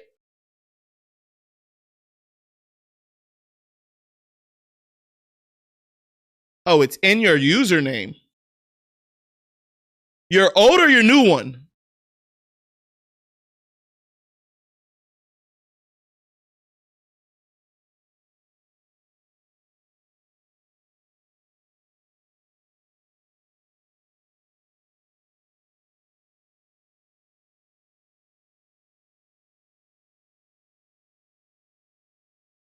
The new one.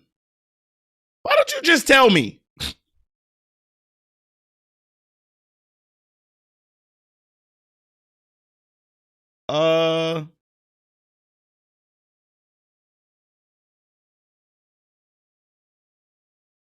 It is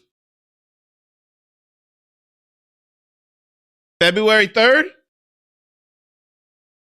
Or is it July 23rd? It depends. It could be February 3rd or July 23rd. Remember, I'm in the US, so our dates are backwards. So you might be July 23rd.